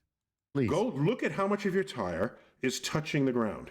Measure that, okay? Front to back and then across the width. So you'll get two measurements. It might be like 5 inches front to back, flattening on the ground, and then measure the. So what he's describing is the contact patch of a tyre.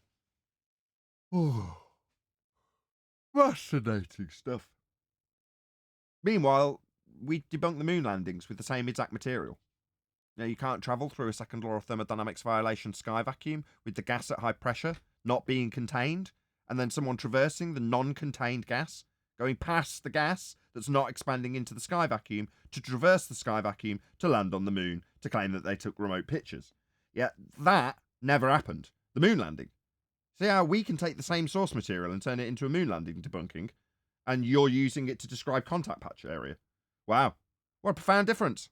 The width of the tire, multiply those numbers by each other. That's the square inches per tire. That's maths, not science. Multiply that by 4, and that's. Yeah, notice how he's talking with these mathematical terms like multiplying. That's maths. This is an experiment. No, it is not. You're multiplying. That's maths. Do you not know the difference? Clearly not. Going to give you the weight of your car. Wait, that sounds like maths.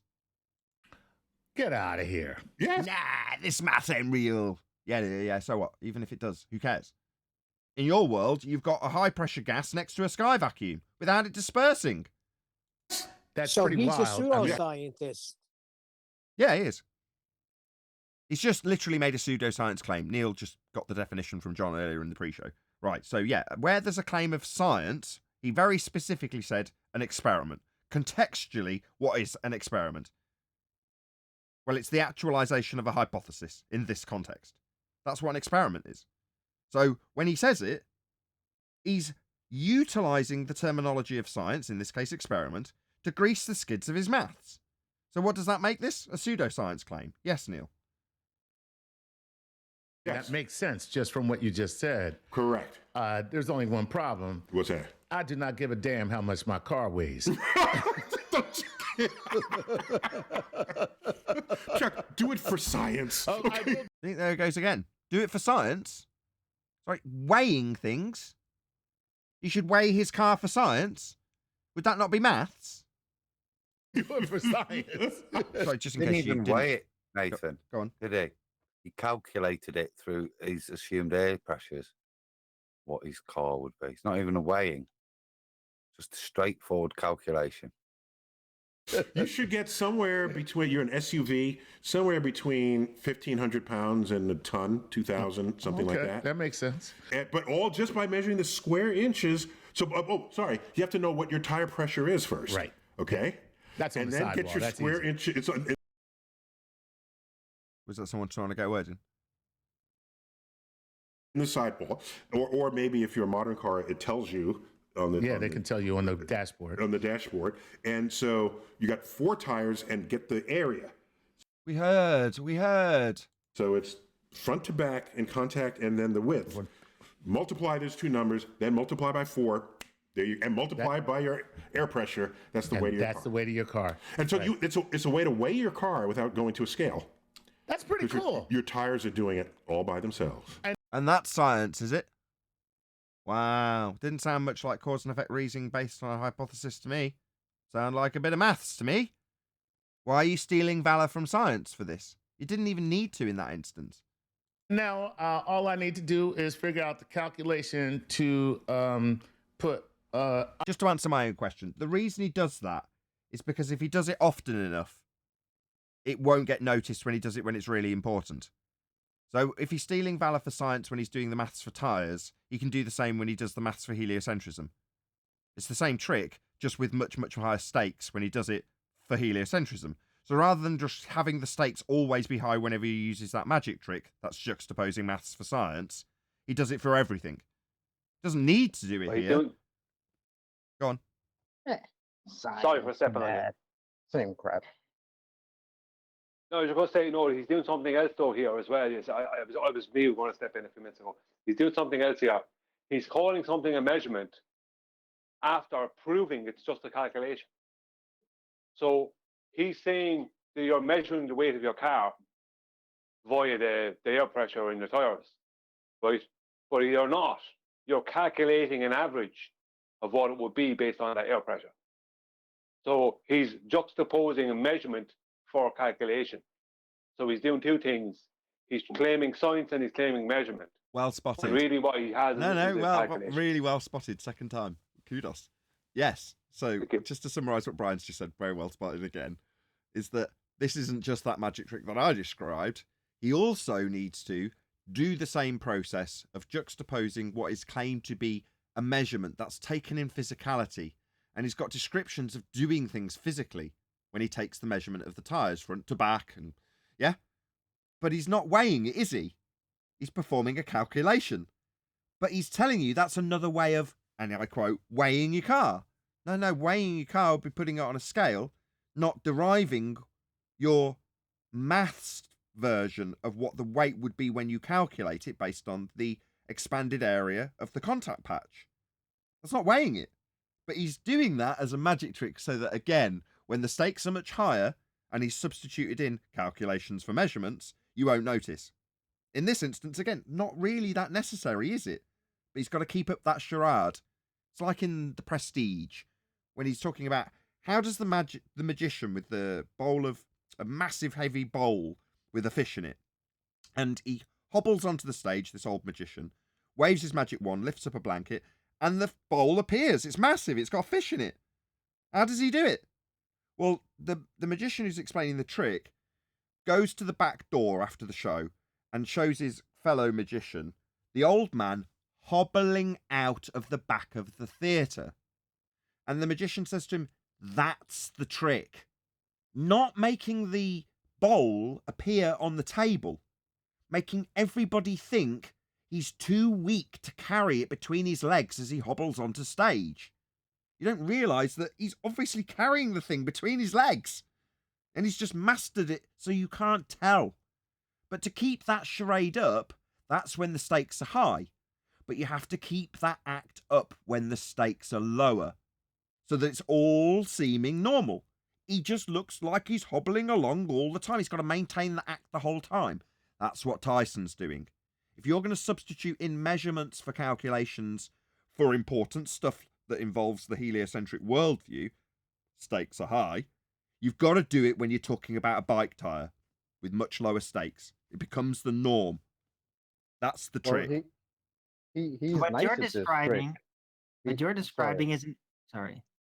I had Yeah, chocolate no. first. Hold on, Arwin. Go on, chocolate. I was just gonna say, well, he's very handy with this magic trick, right? Because calculations. This is the same guy that said, "We know we went to the moon because we were able to calculate how much fuel would be required to get there." That's right. And passes that off as if it's evidence for us going to the moon. So there you go. This guy is nice with the tricks.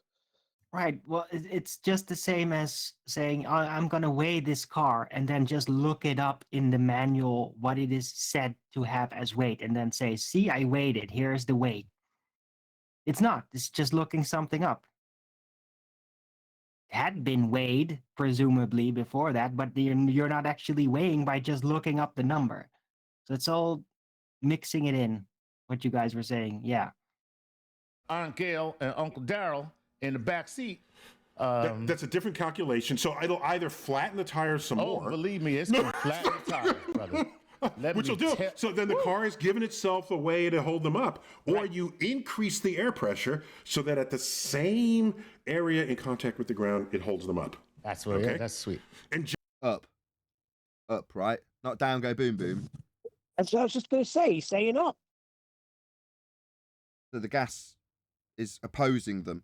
So the gas is bouncing off the bottom of the tyre when it's at that point in surface contact between the rim and the rubber. You've got something that's opposing the weight that's going down by forcing it up. Right, okay. So gas is going up. It's opposing the downward force of the weight of the car. So the gas in this scenario is very much described as opposing the downward vector. Opposing it. Oh, okay. We're going up then. Right. Yeah, like it would do into space. We'd all be dead in the heliocentric model. The sky is not a vacuum. If the sky was a vacuum, then the gas we breathe would fill the space. Generally, they tell you to increase the air pressure because it's better for gas mileage and things. Right on. Yeah. All right, you got it, dude. That's cool. But there's math in everything in the world. Really is. I got to tell you, I was worried when you said tire pressure. Okay. I really was. I was worried, man. Me? We rejoiced.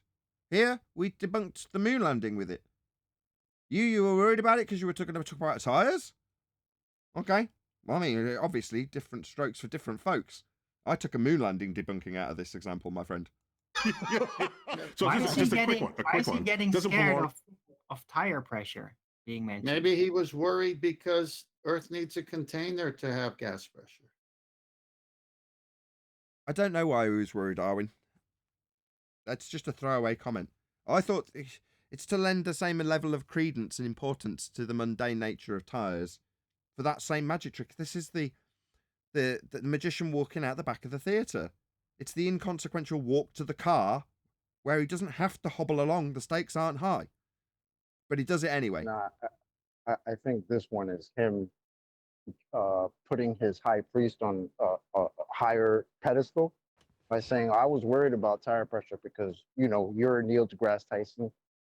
I get nervous talking about these types of things, but since this is one of his, master classes or Neil deGrasse Explains, one of those things. I don't know what it's called, but yeah, he's the high priest. So you got to put him on his pedestal and give him his flowers. So you're saying I thought this was going to be really above my pay grade given how glorious you are, Mr. Tyson. But actually, is that what you're saying? Yeah, the way I don't know. The way he says it, the way he sounds when he says, I was nervous talking about tire pressure. Why? Well, just read some of the comments of people who watch this that are his disciples. Then you'll know how they took it. If only the other guy just asked why. Why did you get nervous? All you get in the comments is people majoring on the minors. It was referencing wheel diameter, not the tire width. Okay, that's seriously not really the bit I took from this. I debunked a moon landing with this. I wasn't really concerned that when he said 18 inches, he was talking about how high his tires were from the centre if you incorporate the entire cross width looking at them side on, as opposed to the contact area that Neil deGrasse Tyson was talking about. Who cares? They were talking about the gas pressure that we wouldn't have if we lived on a sphere. But there we go. That was just one comment. That wasn't the majority of them, as I obviously exaggerated. Wrong in this explainer at all, but while we're here, do you know your hat size? I don't. You don't? Okay. I know it's small, though. It's like 7. It's a 7 or 6. That wouldn't be small. If it's 7, it wouldn't be small. Okay, then it's 6 and 7/8 or some crap like that. So here's what you do. Get a tape measure and measure the circumference of why are we doing this? Your head. Magic hat. In inches. It's right where the brim would Earth, sit. man. All right. Okay? Write down that number and then divide it by pi. That's your hat size. Okay. I'm definitely going to do that. Okay. I can't wait to get this over with, because that's the first thing I'm going to do as soon as we get off this call. There's measurements and everything. I swear to... Did you have a little slip there? Should you not have said there's science and everything based on your pseudoscience reification? Yeah, that's a little slip, really, isn't it? Maths and everything. That's interesting. Yeah, look, check out the magician not hobbling anymore as he gets into his car. Yeah, so in inches where the brim will sit, right, and divided by... Yeah, your hat size is science. Yeah, by the standards laid down earlier. Talking about tires. Yeah, that's science. Measuring your hat. Yeah, that's science. Pi. Correct, and that's your hat size. It'll fit perfectly every time. Science. That's pretty cool. There's two very good things I've learned right now. That's probably your hat size in America. Elsewhere, I don't know how they do it. Well, don't worry, because I'm not buying a hat from any place but America. Okay? Is he saying the science doesn't work in other countries? By his own standards, but he did let that little veil slip when he said that there's maths in everything. Even though he disclaimed earlier that the maths he was describing for the pressure of the tyre was actually science and an experiment. By outside air. Yep. I mean, Adam, science is racist. So I can see him talking about that. Well, they might just be slipping a bit, getting a little bit too comfortable. Go on, Adam. No, that was me, I think. Oh, go on. They're just in. This is when they brag about, well, here's something else that I know. Well, here's something else that I know. Well, did you know I can figure out your hats? It's like, man, this guy's so smart. He can use math to get everything. Science. Yeah, same difference. No way in hell. Make sure my American hat is made in China. That's right. Ain't no way you pulling off my hat says made in China. You pull off my hat and it'll say, make America hat again. That's what it'll say. Make America hat again. And boom, damn right.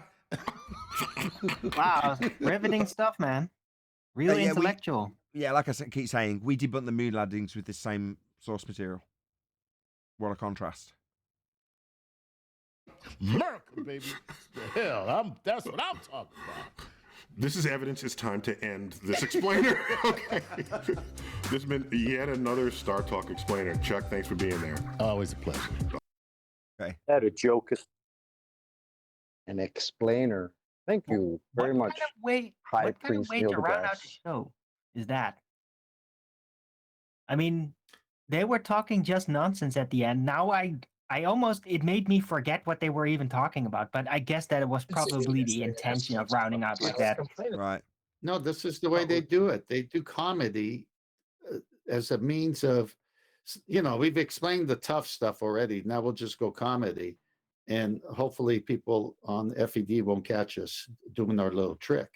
So, I mean, it's just, what's that? Just make America hat again. That's it. Yeah, I mean, they do it all the time. It's a bunch of jokes mixed with pseudoscience to make it look like the science was done, and now we're just going to joke around because we're so comfortable what our knowledge of science, which was really pseudoscience. I've got a question. It's probably the same as always. What was just explained to me? I've no idea what that was about, what the purpose of it was to explain, unless it was like some kind of agriculture information video. I don't genuinely know what was it. I'm not being flippant here. I've no Do you idea want me to what give you a his point was. scenario? Yeah, Some producer somewhere That's intentional. gets in touch with Tyson and says, "We need to talk about this tire pressure without a tire thing. You know, it's a current argument within the flat Earth. We need you to cover this notion of you can't have tire pressure or gas pressure without a tire. Can you cover that?" And it's kind of been lost in translation. And what Neil deGrasse Tyson's heard is, you need to explain how tire pressure works. So he's gone, okay, I'll put my little thinking hat on. I'll measure my size of my head and I'll come up with an argument. And then as he's written it down, that's what we've got.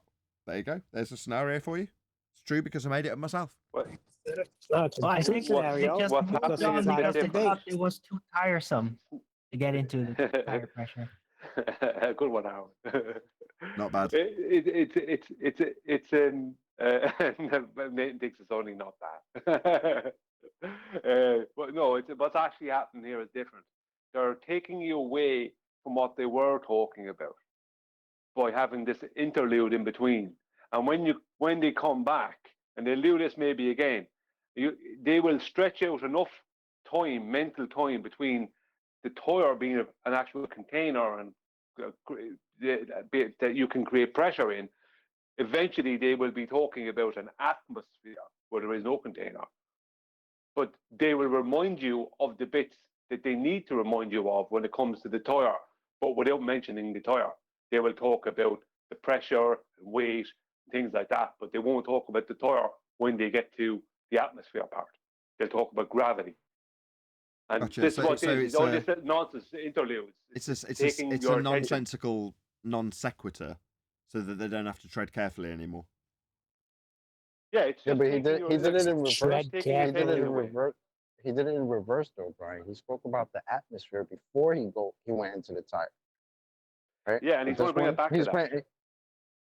Yeah, but yeah, I guys guess he didn't know would this? if it was a longer show, sure. You But guys didn't notice Nathan's spare pun? that he I just said did? tread carefully. No, spare Yeah. pun. Oh, you tread carefully. Nice one. Yeah. bad pun. Well, but that's what they do. They have these little interludes in between that allows them to juxtapose reality with what their belief is going to be, with what their story is going to be. And the little interludes allow, when they remind you of anything from the past of their conversation, they'll only remind you of the parts they want you to remember. They won't be reminding you about the tire when it comes to the atmosphere that they're claiming.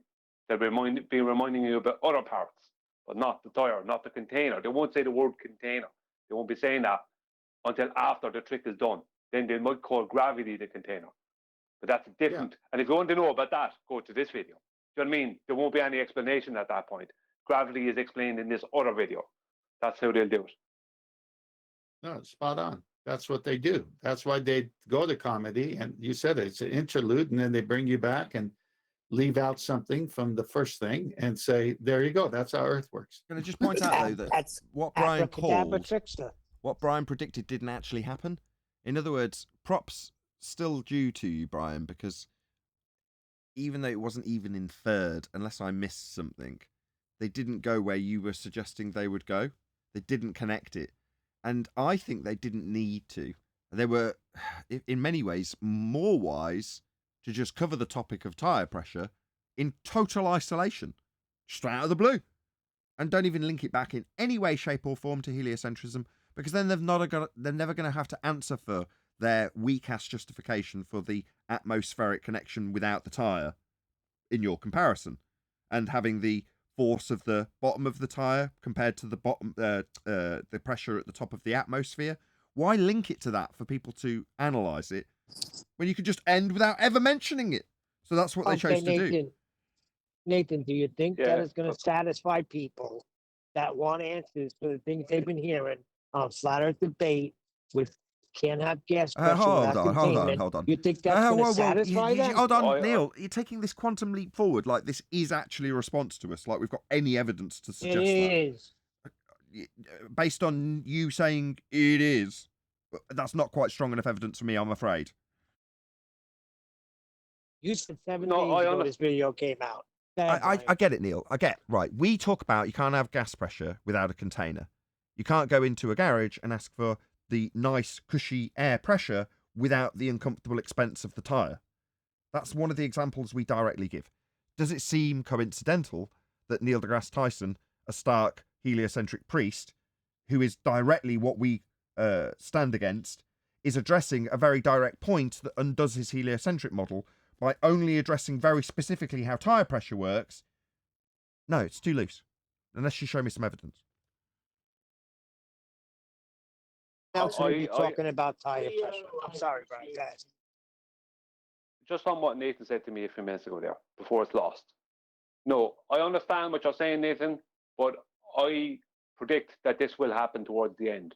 That they will refer back to parts of what they spoke about with the tire, but they won't be mentioning the word container. They probably won't mention the tire. Oh, gotcha. So this sits in the catalogue.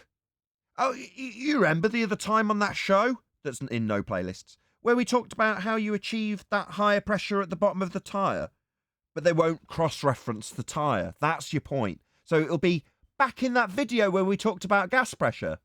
Yeah, well, the column of air we talked about in that video is the gas go down, go boom, boom, that I need to overcome this problem. If you need more information about how that works, we got a really cool example in a different video. So it's just to cross-reference it. Is that what you're saying, Brian? Well, it could be going to a different video where they just end on the claim of gravity and then telling you to go to watch another different video that talks about gravity. You know, but what I'm saying is the whole point of the interlude is that when they come back from these interludes, they might have another one or two of them. At the end, the parts they'll remind you of from earlier in the conversation won't be container. They'll remind you of other parts of that. They'll talk about weight, they talk about the extra pressure, blah, blah, blah. But they won't talk about container and tire. They'll talk about gravity, but they'll still be bringing weight into it within their atmosphere. That's what they're going to have. They have no choice. Otherwise, he's just talking about tires. Yeah, I mean, but he has no Brian, choice but to go back. That's my prediction. Go on, Chocolate. no, but that's how they needed to. That's how they need to do it, right? Is like I'm sure there's like a whole playlist of little chunks of this nonsense, right? That's how they need it, just in case they run into some weird flat earther who wants to ask them how do you have gas pressure without a container, and then you could just refer to the guy and tell him, hey, just go check out this Neil smoking the grass video where he talks all about it and the tire. Don't Well, I think the think tire is a container, but don't worry about that. Don't get hung up on details. Listen, I sent him questions about the elevation angle on a curved surface. I sent him questions about gas pressure without a container. So this is a direct result. Not just flat earth debate, flat earth in general. Well, what's happening is the whole point is people have a short attention span. So when he brings them back after these interludes to the parts he wants to remind them of, they'll remember those parts and they'll forget the other parts he talked about. He knows we'll remember them, but he doesn't care about us because we're in the absolute minority. The majority of people, the millions of people are watching this video, they'll only remember the parts that he reminds them of, the parts he wants them to remember. That's what he's after. That's my prediction. That's all that's necessary, though, because if he can demonstrate he understands how gas pressure works, when it comes to someone challenging the claims of heliocentrism, they know that their authority knows how gas pressure works. And if they know, then they may not have the answer, but Neil deGrasse does. Okay, would you be satisfied with that as a baller? For what he's just explained? You're sitting there waiting and nothing? I don't know, but Brian had the best subtle pun that he didn't even know. He said, when they come back with the tire video, we'll remember them.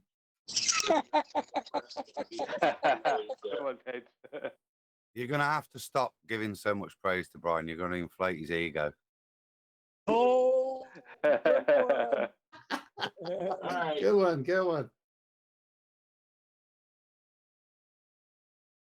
I've renamed the title of this show "The Dirty Little Gas Pressure Secret," FED 1831 live. Good title. By the way, I like how you gave the very infamous rebellious gas particles. I like how they set up a smoke shop at the Carmen line now. That's what's up. The saga continues. That'll get elaborated on. It started off with them smoking a cigarette. Next, they'll be cracking a Zippo open on their thigh, lighting a joint. Next, it'll be a crack pipe. Where will it end? No, it will be what's his name from the Hobbit movies? You shall not pass. We've already got that character. It's like a Darth Vader Cannot. type, the black gas particle, the one that took those rebellious, bra burning particles and whipped them into order. Told them, get your ass back down there, go down, go boom boom.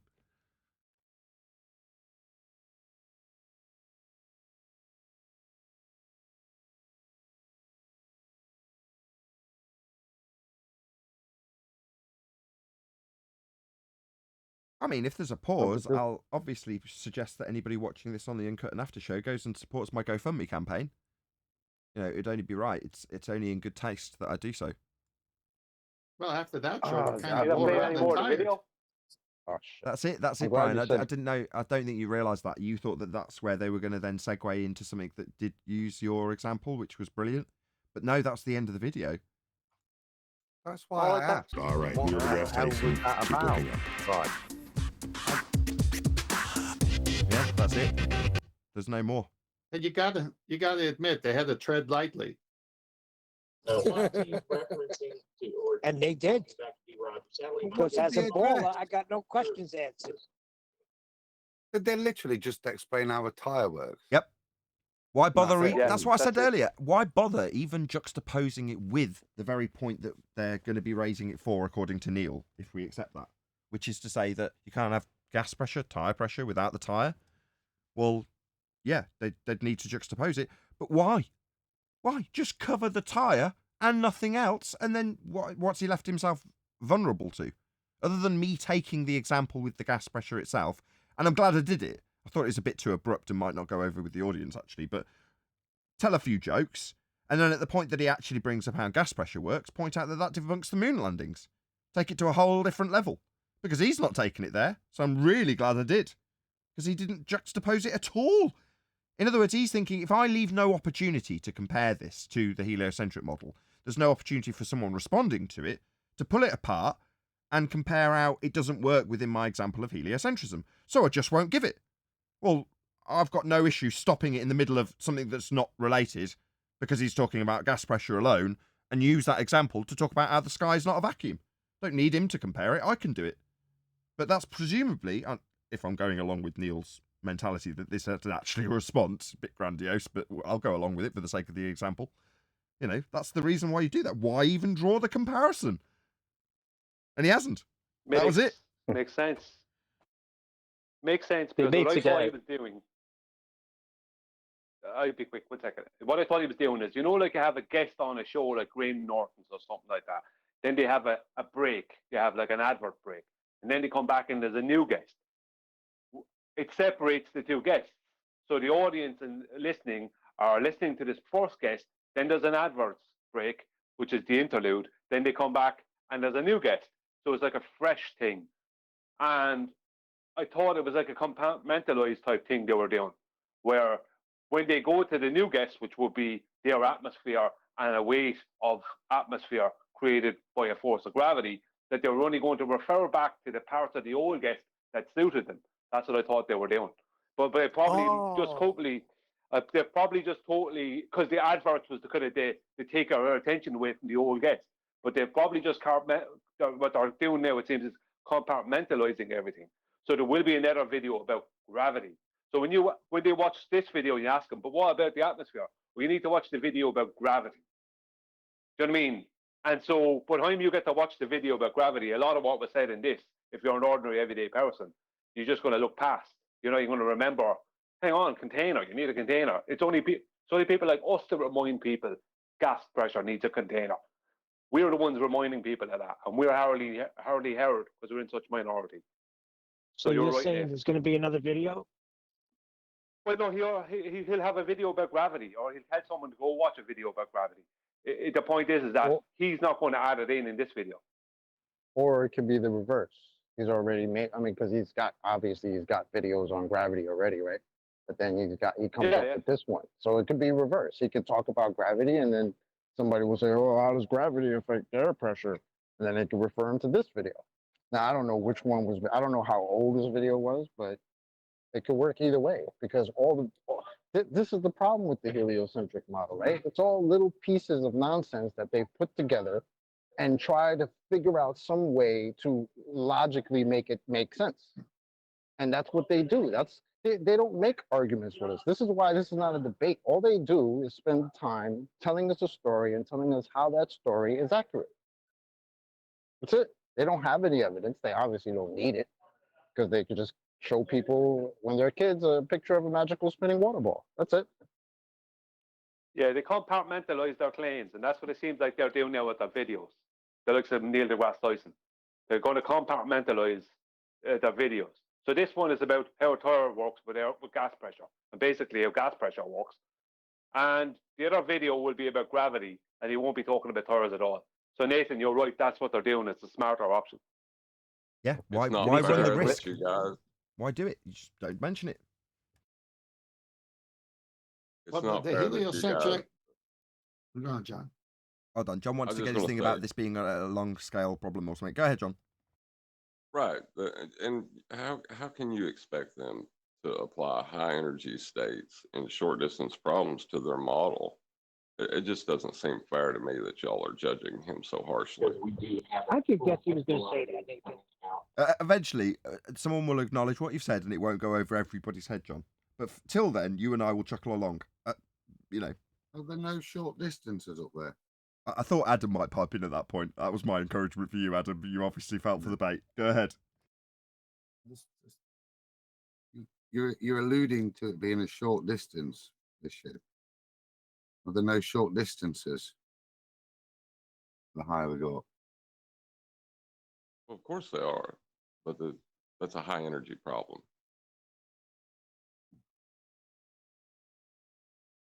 So it's not applicable what we're discussing there. Just let's see where Adam goes with this. Everyone else, just pop yourselves on mute for a sec. And Adam, please speak into your mic. So what you're saying is these issues don't occur up there because they're far away. Well, no, they're at lower energy states, so that we don't have those issues in the heliocentric model. So entropy doesn't apply at lower energy levels.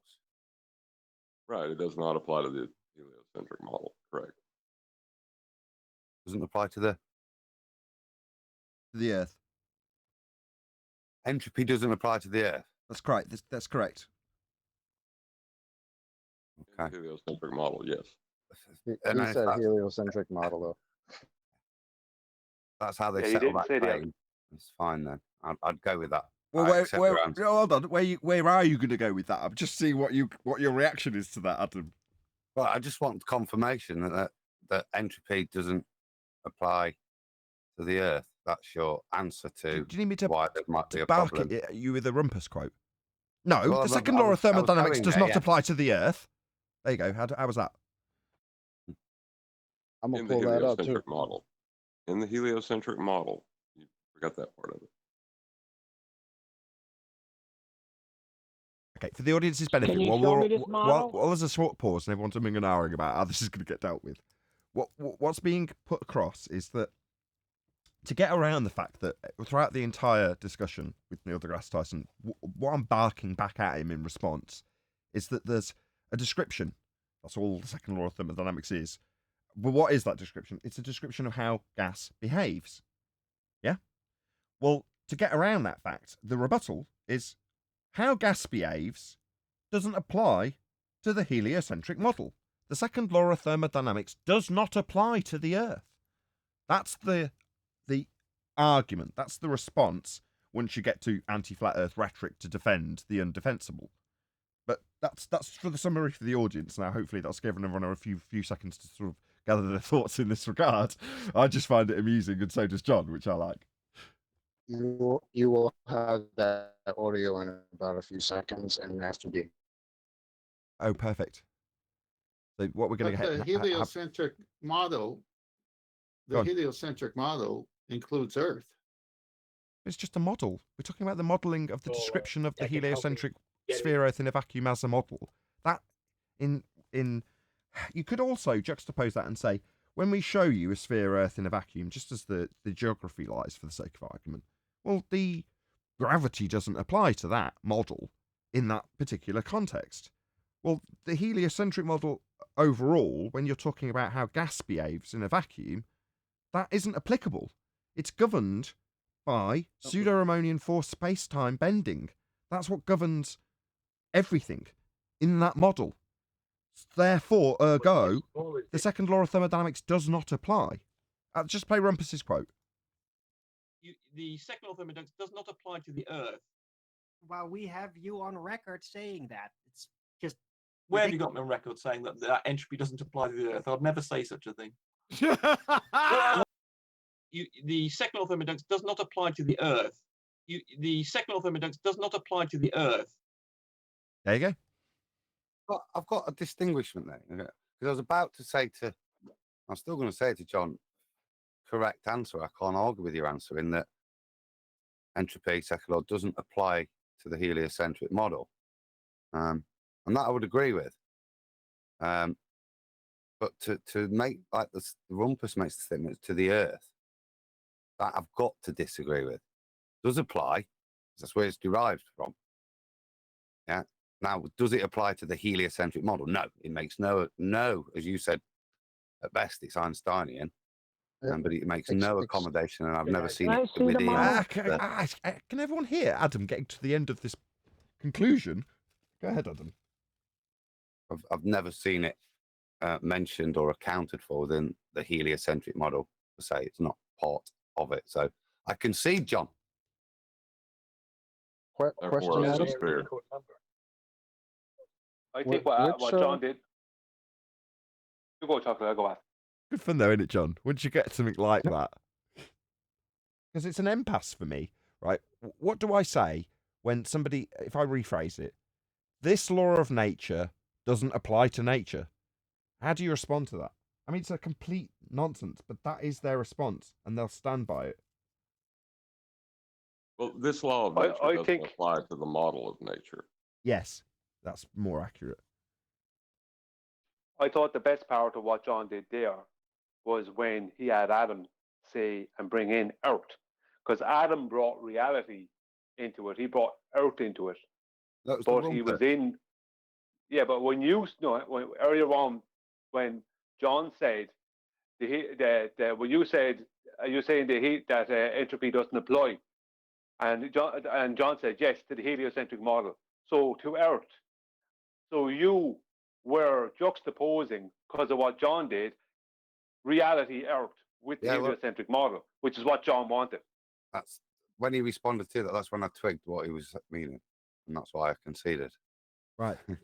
Yeah. Once you're in the model reification, that's it, right? You're in their world. That's why we don't beg the question here, because the moment you've conceded to the way the model describes reality, if the way the model describes reality doesn't have some aspect of another description in it, so what?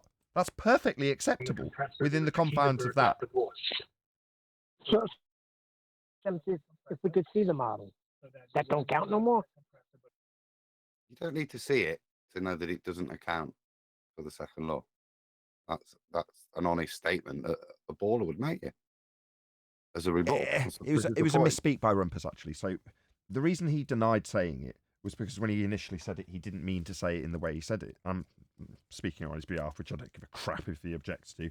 But from a baller point of view, he would have preferred it have come out more like we have phrased it here.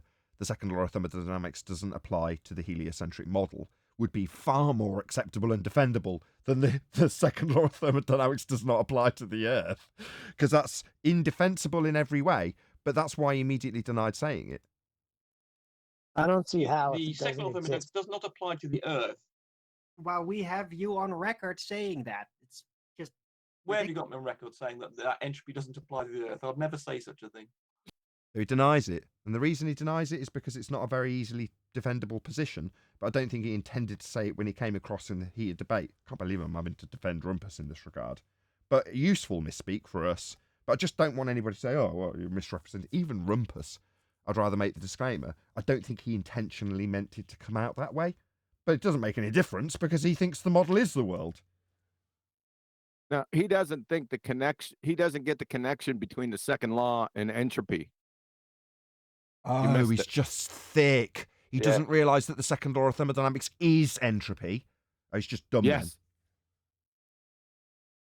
Yeah, that's what I thought too. Yeah. Oh, he's just thick then. Yeah. I take it all back. He's just a Dumbo. Guys, what do you think? Entropy is the second law of thermodynamics? Yes. Oh, my bad. I thought I was Anik real quick. Yeah, it's much dumber than you first suspected. Well, Craig from Fight the Flat Earth also objects that notion. He thinks that the second law of thermodynamics, it has nothing to do with entropy. Isn't he dead? Didn't he die? Didn't you see that, like when he was on Flatzoids, like last week or the week before? Oh, I thought he died. He was saying all kinds of crazy things. What are you saying, Nate? I thought he died. I thought he had a heart attack. What, Fight the Flat Earth? Craig? Yeah. No. What? No. Where'd you hear that? Okay, I got it from Flatzoid's channel when he was talking about how bad he felt for the heart attack he'd had. And how people shouldn't be taking the piss out of him for it. What? So Craig He had a was heart attack.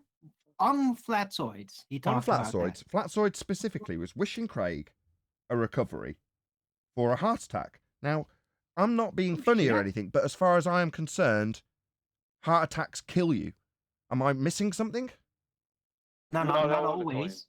Not always. You don't have to die from it necessarily, but you risk that. I didn't know that happened. That must have been really recent. I must have missed that. Yeah, but he couldn't. Flatside would be pointless. Flatside wishing him a speedy recovery if he's after dying. Do you know what I mean? No, I didn't know about that. Are you sure he wasn't just being sarcastic? No, he wasn't being sarcastic. He was Okay. literally condemning the people around him for poking fun of something that, like I say, one would normally assume would lead to death. Well, I'm not going to go into kind of the conspiratorial topic that we all possibly think about when it comes to Craig with this heart attack, but he does have health issues because he did get injured when he was in the Navy. I don't know what happened to him, but he does have health issues, and he is in a wheelchair a lot of the time. Yeah. So it could Mental be complications of that. Yeah. Maybe you some stole mental. that from me. I was just gonna say he's got mental issues too. Okay, I'll just write that down just so I don't forget. Hold on. Not dead. Okay, moving on. Don't sound so happy about it, Nathan. What do you mean happy about it? I said, don't, yeah. You didn't sound. Oh, should it have been disappointed there. hooray? Yeah, hooray, he's not dead. Yeah. That's what I'm saying. A little bit more. I don't care either way. I'm Sorry. glad he's not dead. I mean, he's not the worst but- of them. You know, there's much worse anti-flat earthers out there that I would feel like, yeah, probably everybody would be better off if they were just not there anymore. But Oh, you say that Craig- now you know how weak he is.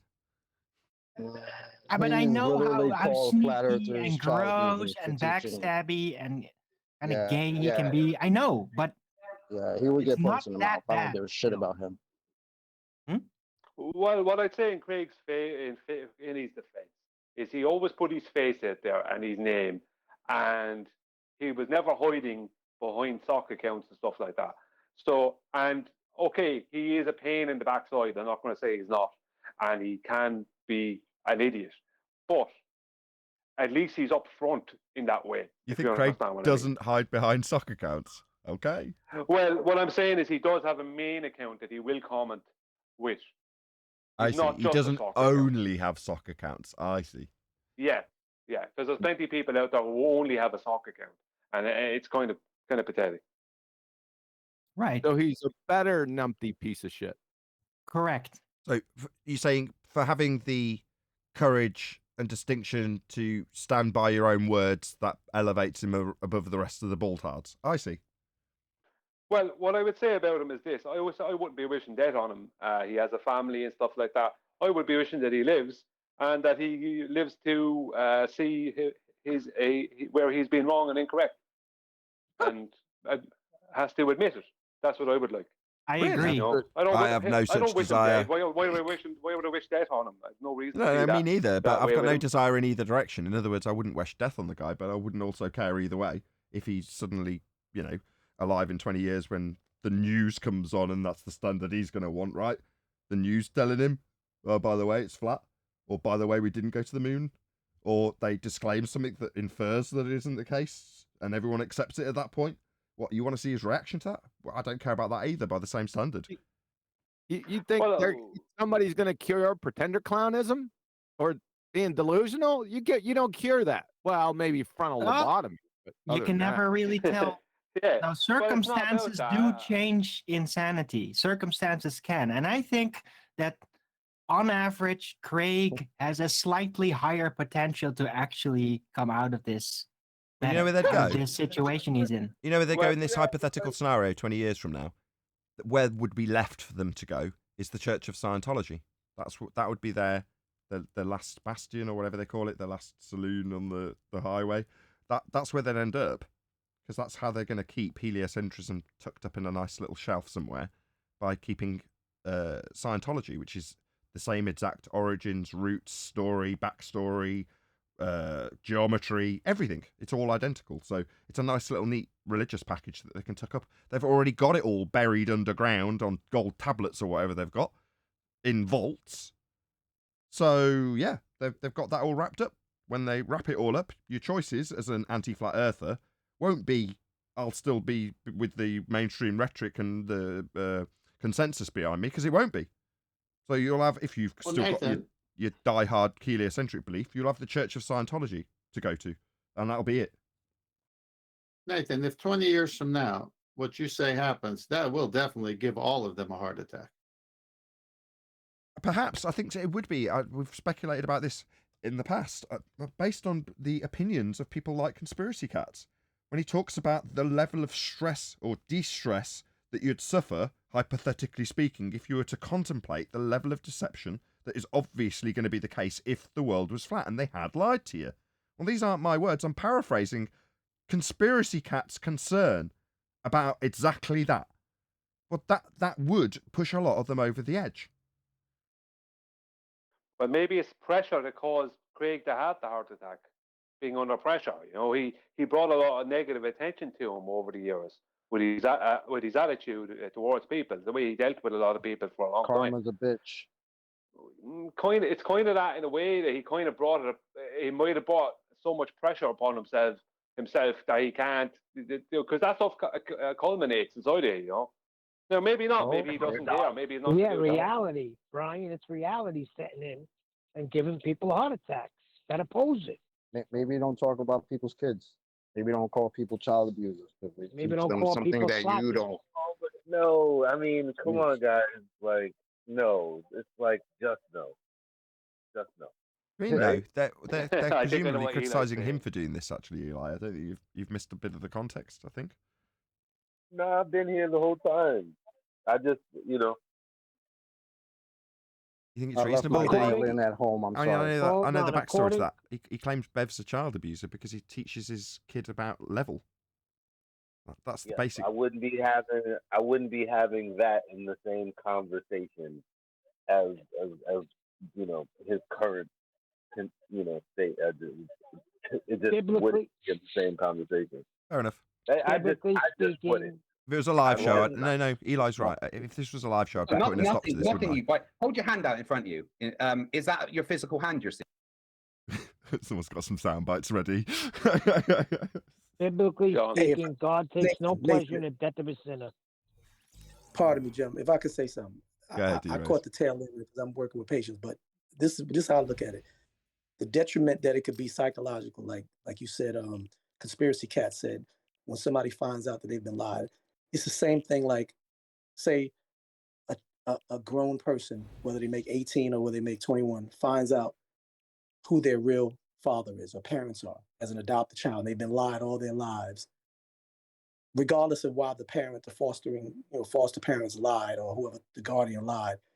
Think about that on the level of the detriment that it would be, that not only why did you lie to me, but the point of why did you not claim me? Why was I living a lie? That kind of, you can compare that to how people feel when they come to the realization that their teacher, their parents, or whoever it is, for whatever reason, they were lied to when they discover that they don't live on the sphere. It's kind of, That's what I said. I didn't catch you. I'm sorry. You might have already used that metaphor. I get you. But I'm like I said, I caught the tail end. But I caught the tail end of what you were saying. But yeah, that's what it is. That's why it's shocking. Some people deal with it a different way. Some people get irate and throw things around and slam stuff. You lied to me. And some people look at it like, you don't look, but it still hurts. It hurts. And some people don't want to face it. So they'd rather be in denial and be like, nah, you're lying. It's like the, I was going to say, it's the age-old saying, fool me once, shame on you. Fool me twice, you ain't going to be fooling me a second time. Or something like that. Calm down, boys. Exactly. Hey, I got 2 words for you. Made in America.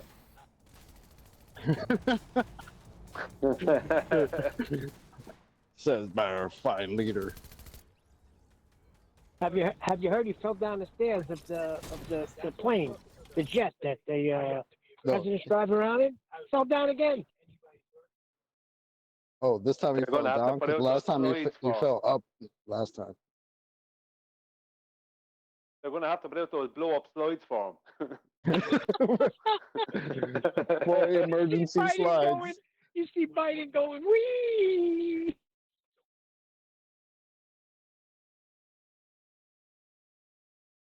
Embarrassing to be American. Word. I don't know. I don't necessarily stereotype all Americans as I don't know. You guys do it to yourselves when you kind of bundle yourselves together. Like, no, you are all individuals.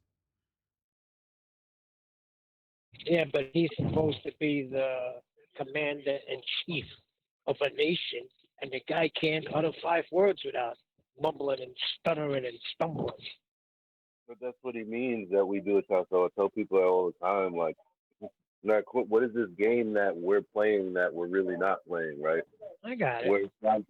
Where it's like, oh, Russia's doing this. Oh, these are very weird ways to talk about, things that we have nothing to do with in a major sense.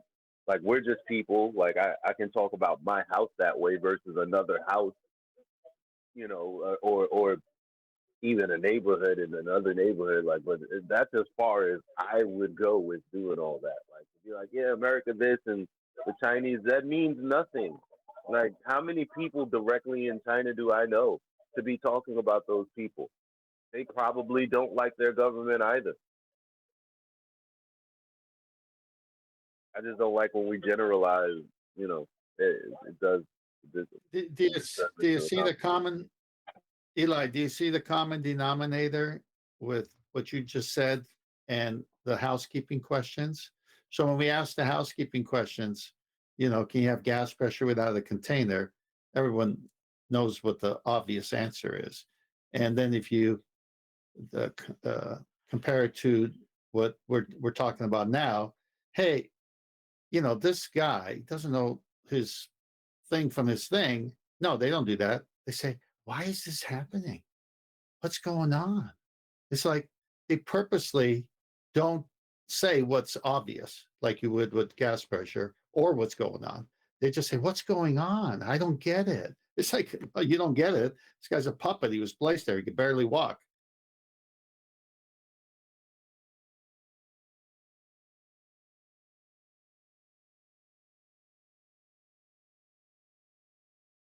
Is Adam around?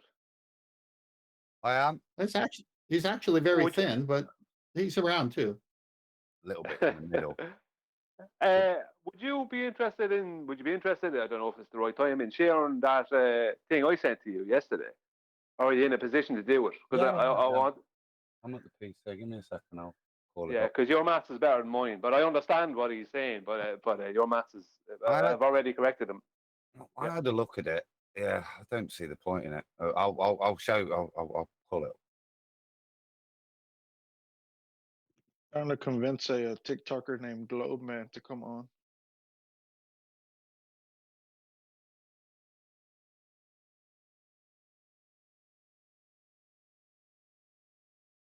He keeps talking about flat distances to Santiago.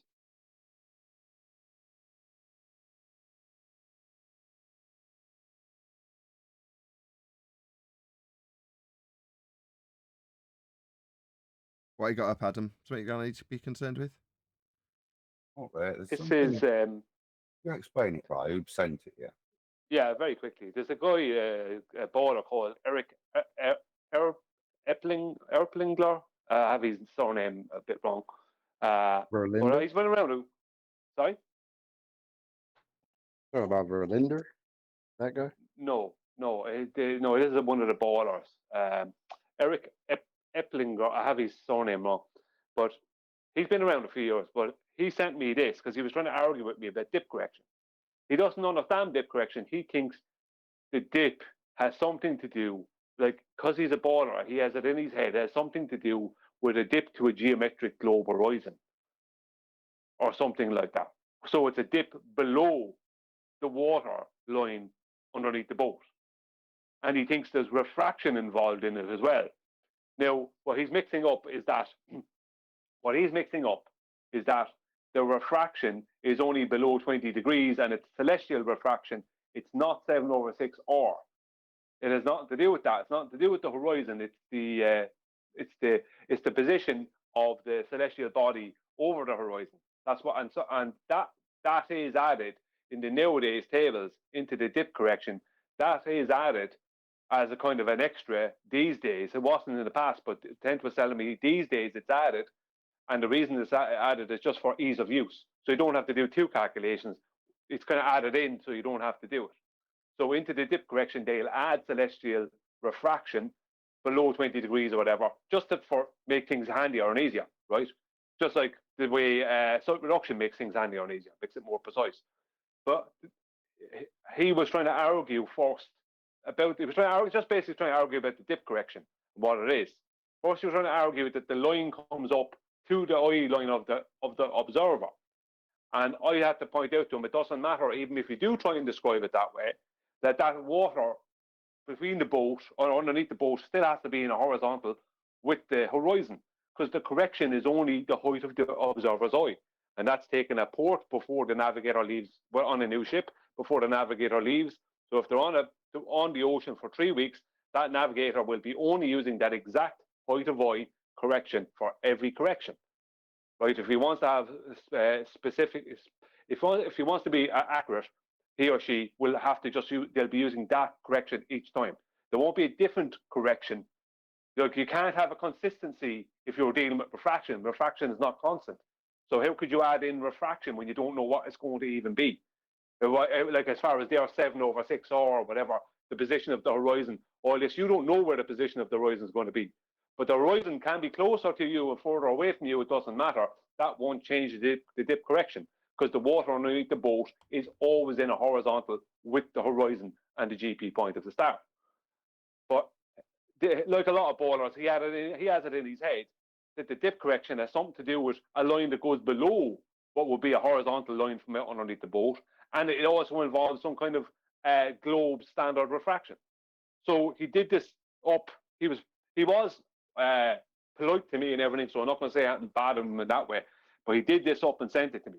Even though I told him that I tried to point out why he was wrong, but he did this up and sent it to me. So I'll leave Adam go through it with you, because there's maths in it that would be more of Adam's ilk, not mine. Okay, Adam, thank you. Yeah, I just the weird claim is I don't doubt the maths. It seems very similar to what we've done, but just a couple of bits in this information I just want to go through, which makes me question what the hell they think they're doing. So the first point is we've got a description of dip correction here, reference 2, which I find very interesting. I'll read it. Dip. Dip correction is a function of height of the eye of the observer and atmospheric refraction. Its magnitude is determined from the dip table on the inside front cover of the Nautical Almanac. Notice what it says it's a function of. Height of eye of the observer. It makes no mention of curvature whatsoever. It's not the function of curvature. So, point 1. They then go into this, for some reason, wanting to bring an R value in, which is to show, I think I've shown previously, the equivalence to the height of eye and the similarity of the curve. So then they're just wanting to express it in radians, which is fine. It's the same way. What he's saying here with Andrew Thomas Young is that within the dip correction formula, we have R, which is not R as in radius, it's R as in refractive radius, is what he's going to turn it into. So he's saying to account for refraction, we just replace R in the original expression without refraction with R of 1 minus K. So this is a way of introducing 7/6R, I think, right? Just to straighten it out. Yeah, I spotted that. Yeah. This is just a derivation. The point I'll make, look, it is very similar. But all he's done is demonstrate or make a false claim to me that the derivation is accounting for the horizon being the leading edge of a sphere.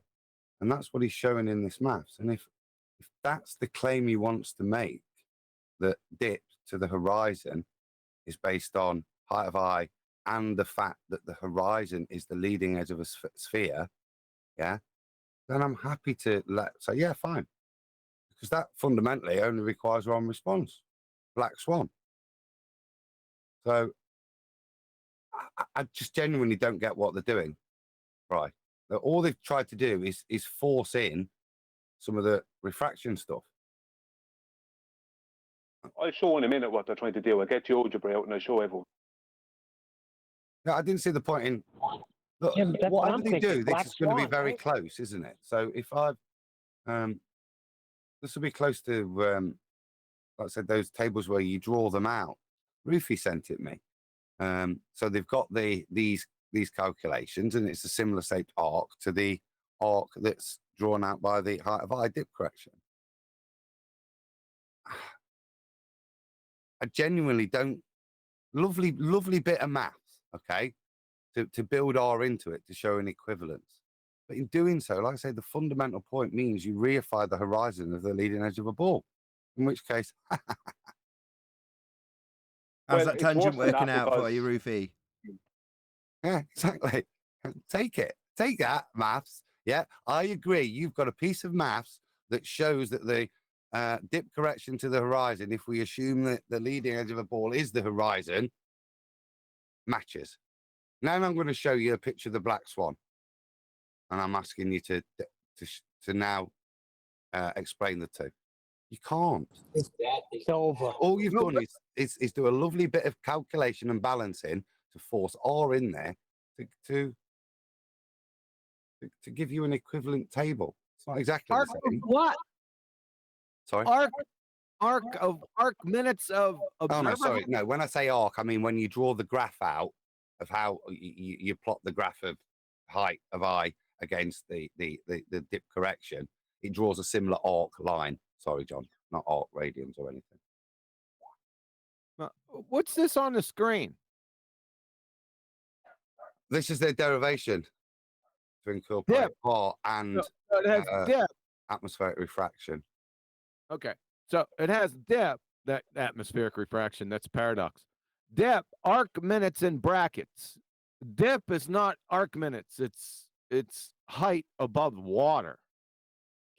No, but you're going to express it in radians, is what what they're trying to do. So the dip that you would be expressed as an angle, they're now going to try and express it in radians. As I say, it's a fine. I agree with the maths. It's lovely, right? But what's it proving? It's proving that the horizon is the edge of the ball. Well, let me share my screen, Adam, and I'll show everyone what it is that he's doing. They're actually trying to do two different. It's like trying to create two different corrections when there's only one. I've shown this on my own channel a few times.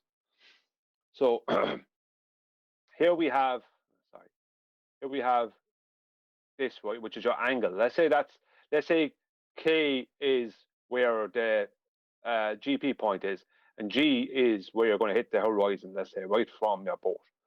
So you're looking down here to the water, or actually towards the horizon, let's say, right?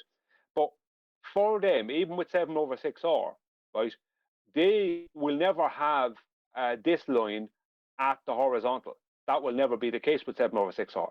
And you don't know like what happens on a black swan day for them when it's not going to be 7/6R. It's going to be 148/6R. Or what happens if it's 9/6R? The point is that none of that is a constant, even within their own model. They have to change it constantly, right? So what that means is a change in the radius value of their globe here. But the point is this, right? Its calculation is based on the height of the eye, which is H here, right, between the height of the eye and the water, which is L here underneath the boat. So that is the correction, let's say, right? You're correcting to create a right angle, right? Now, I know people like to describe it in the other way, where you can bring it up to the eye line, right? This kind of thing. But what they're forgetting about is they think that this little area here between the eye line and the water, right? That is the correction.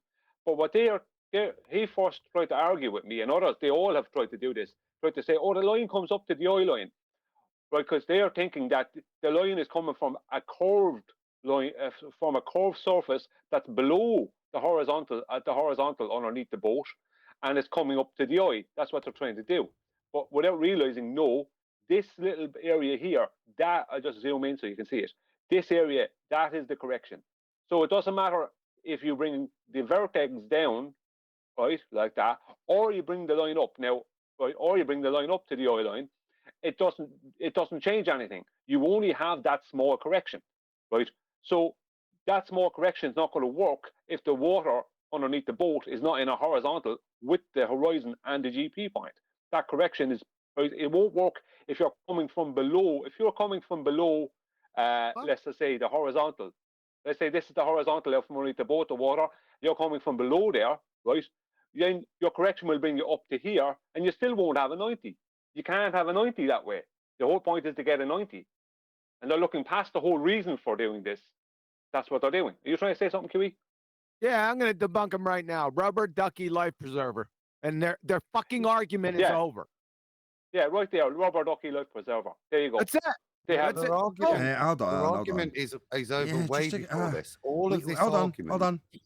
Hold on. We understand what you mean when you're talking about getting into a rubber ducky, getting onto the surface level, but can you just expand on it for my audience's benefit, please?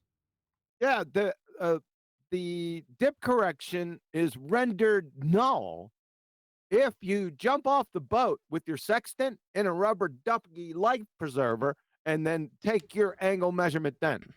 So they have no argument. It's just height of eye, period. End of fucking story. Pull up the Naval Almanac. Let's look at it in a chart. Let's see what they have for it. Yeah. That whatever Adam read off, that it's height of eye and the paradox atmospheric refraction. No, it's not. No, it is not. Pull it up. Pull up the Naval Almanac. Let's take a gander at it. I've posted to Adam in Skype a source just for what you're asking for, where we know what dip is, the way you just described it. However, they put in an average of air temperature and say that the dip correction includes the refraction adjustments. So Adam can post that, and you can see how the whole argument falls apart, because it says, well, you know, it changes all the time and we're not sure. So just don't take any readings less than 15 degrees. So I'll let Adam do this since he's got it up. Yeah, but what I will say, just before Adam says that, is that even like the ballers' misunderstanding of that is one thing, but the second thing is that doesn't work for them because their 7/6R is a constant. So what happens when you have a sighting that's above 15, 20 degrees, where you're not adding in, where that refraction is not added in? Why is it not added in? Because it's only celestial refraction. Or that's the claim. I don't really think it is refraction, but that's the claim of it. It's not to do with their globe, not to do with 7/6R.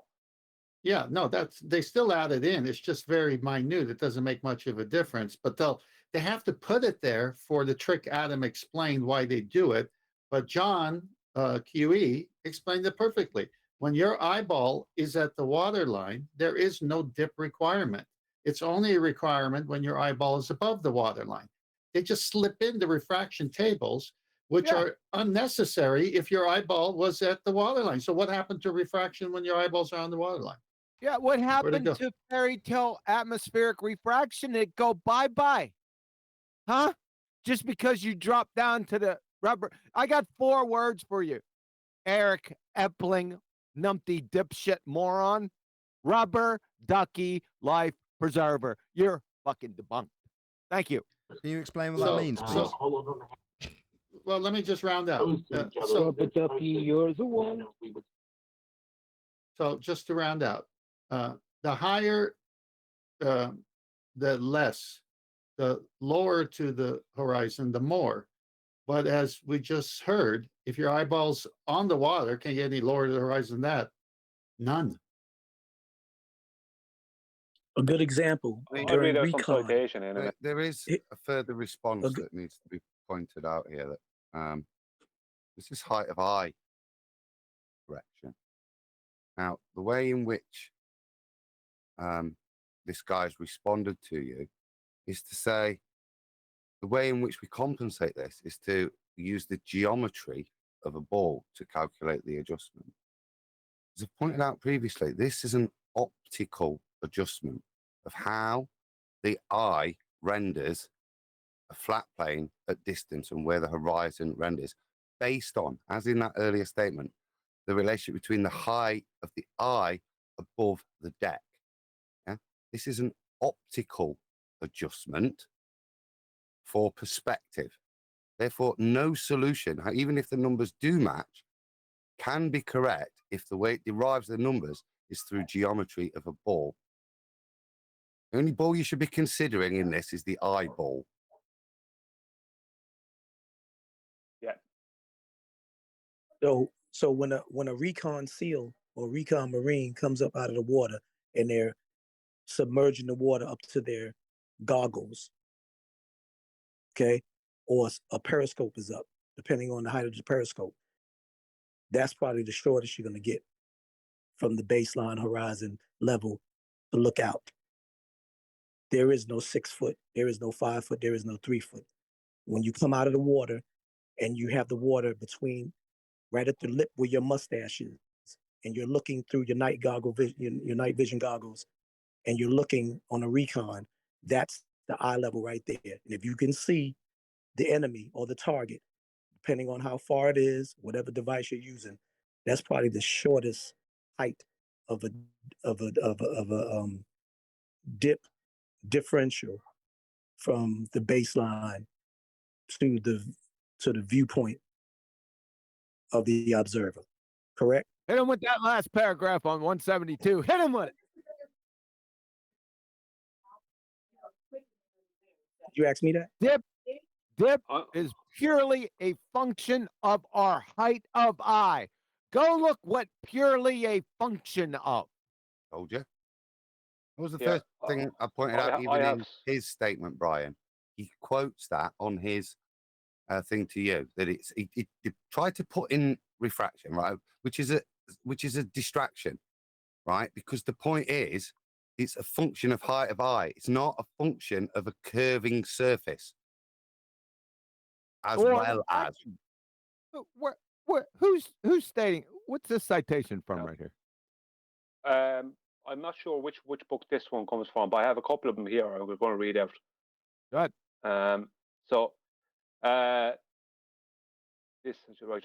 The next thing we must account for is the fact that the horizon we see is not really 90 degrees from our zenith. This is from standing in a boat, or from the vertical, unless our eye is right at sea level.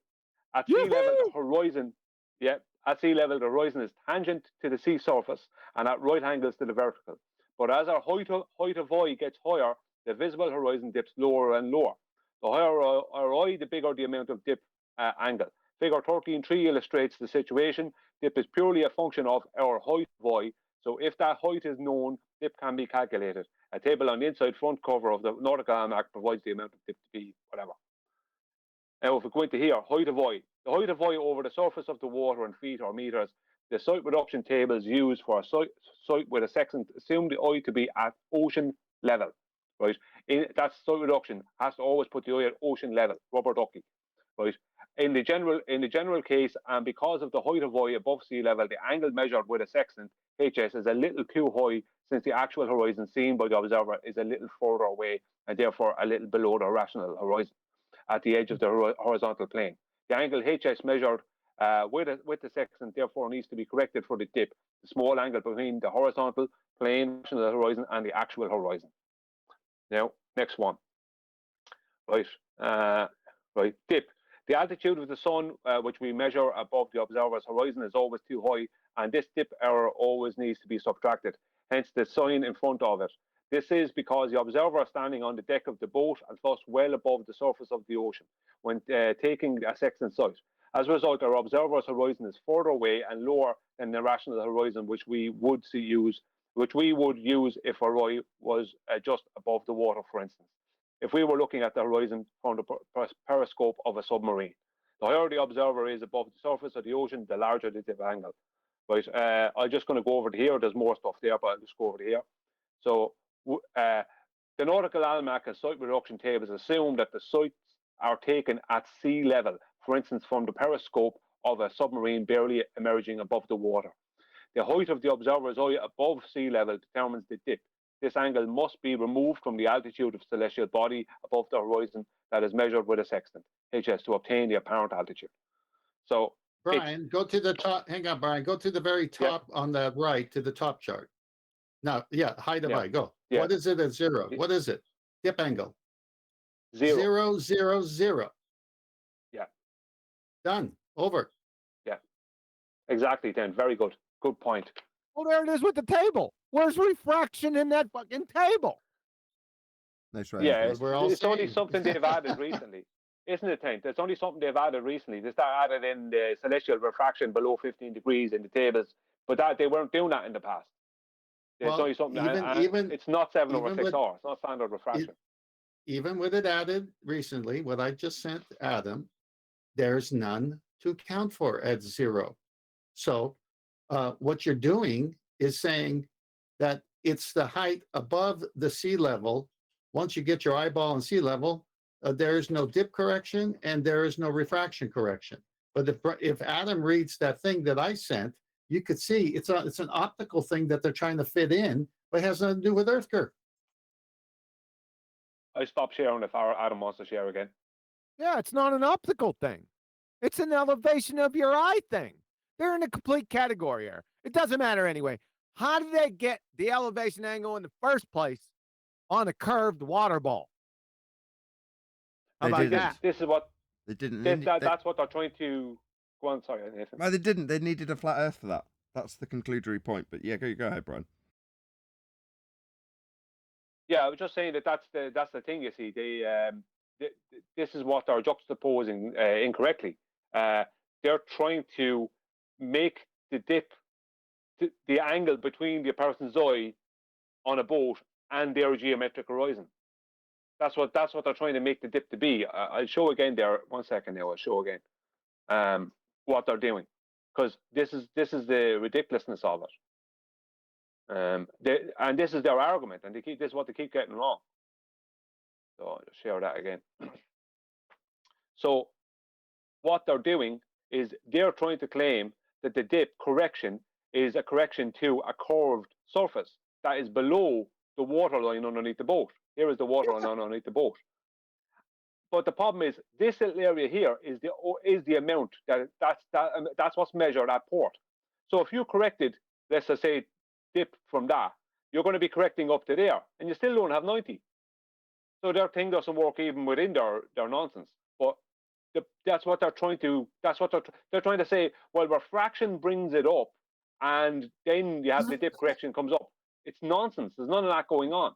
There's no 7/6 involved whatsoever.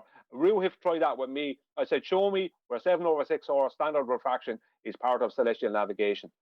And he never came back because he knows it's not. So they're trying this, but they have a load of the ballers hoodwinked.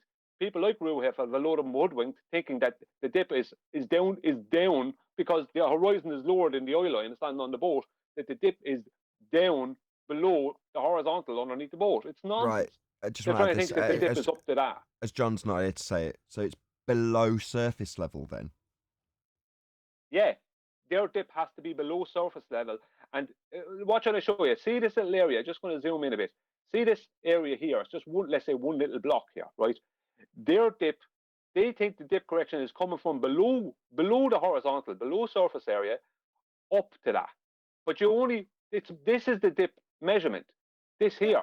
So within their fairy tale, it could never work. They're not even in the right zip code. No, The dip is from where you are, not looking out anywhere. You just measure. All you got to do is drop a damn tape measure when you're on the boat, right? Down to the water. That's it. It's from where you're at. Not from Correct. not from where you're looking, you morons. I can only hope they parrot this stuff. You No, idiot you're- numpty from down under. Let Rude. me try. Goofy. You're absolutely correct. The problem is, Brian, take the part down to the water level from the height of the eye. Just put that to the water level. No, from Just the there, yeah. observer. No, the observer part too. So the other end of that line, bring it down to the water on that. Oh, the vertex. Yeah. Okay. Now bring that other end that's in air suspended over the globe all the way until it touches the water. No, towards the observer. Shorten that line. It is. No, Shorten bring the it line? back. Yeah, bring it back to where it's Like that? touching the water. Yeah, thank you. Yeah. Okay.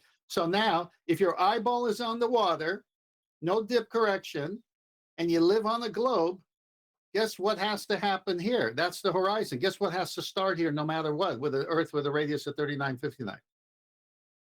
Earth curve, right? If you're on the Yeah, globe. but they can't do that. They don't No, have hang that on. in their model because No, that's going no, to be don't- below. No, please let me finish. Go back. right. Scan out again. This is Black Swan and Sextant coming together. If your eyeball is on the water and you see something disappearing in the distance, bottom up, they're going to say that's the horizon, that's Earth curve. That's what they're going to say. Right? Well, that's what they would say. Well, that's what they Yeah, do. no, that's what I'm saying. That's what they would say. Okay. So the problem is, you have the Black Swan to deal with where that distance changes all the time. So you can't say that. So when your eyeball is on water, guess what it is? It's horizontal all the way until you can't make anything. You can't see the GP of the sun because it might be 3,000 miles away. But you're using the horizon to prove a vertical 90 degree of the sun. That's why when you rock the sextant, it's not to prove the horizon is horizontal. It's to use the horizon to get the sun vertical with it so that you have the sun at 90 because you can't get your 90 because you're on a rocking boat. So once you've established the sun's 90 with the horizon, that's horizontal, then you do the second step, the co-altitude, to figure out if you could have done it with your 90, which you're getting in the second step, which is the co-altitude. So if you got a 50-degree angle to the sun, that you use the horizon to get the sun's zenith, 90 degrees, to the horizontal, then you say 50 minus 90 is 40. So if I happen to have had a plumb bob on this boat and it was still, I would have this 40 from my zenith, but I have to use this method at sea, and that's how you get it. It's flat. It has to be. No diverging zeniths. Yeah, but listen to me a moment. This is the problem. No, you're right too. I don't- You're right too. I'm just Don't saying know it you're this taking- way I as don't think well. I'm taking it in. This is the horizon out here. This is their globe underneath. This is their globe underneath horizontal. The correction is Yeah. only this much, right? So if they're correcting from their globe, right, up to the eye line, then the correction won't do it. Because if you only Right. have this one block here of correction, then that will be your correction. Do you understand? Now, No, I what know. they're trying to say is, oh, 7 or 6 or brings it up, and then you bring it up, brings it up to where? Like they think that the one correction brings it all the way up to the eye line. This is what they're trying to fight for. Oh, it goes up to the eye line, and I said it doesn't go up to the eye line, but it doesn't matter. If it did, it doesn't make any difference because the water underneath the boat has to be. The horizon has to be in a horizontal with the water underneath the boat, regardless, because the dip is only that height from the eye line to the water. That is your correction. So see, No, I get it. I get it. You're killing them within their argument. I'm killing them before they can even make the argument. We're both right. Indeed. And with that, I'm going to say another massive, huge, enormous thank you to both Discord and G+ panels for making today's after show possible. And of course, a massive thank you to all of you in either Nathan Oakley 1980 or Nathan Oakley Premium streams. Hopefully smashing the super chat, liking, commenting, sharing, subscribing, hitting up my GoFundMe link and all that good stuff. I've been Nathan Oakley and I will see you all in the next video.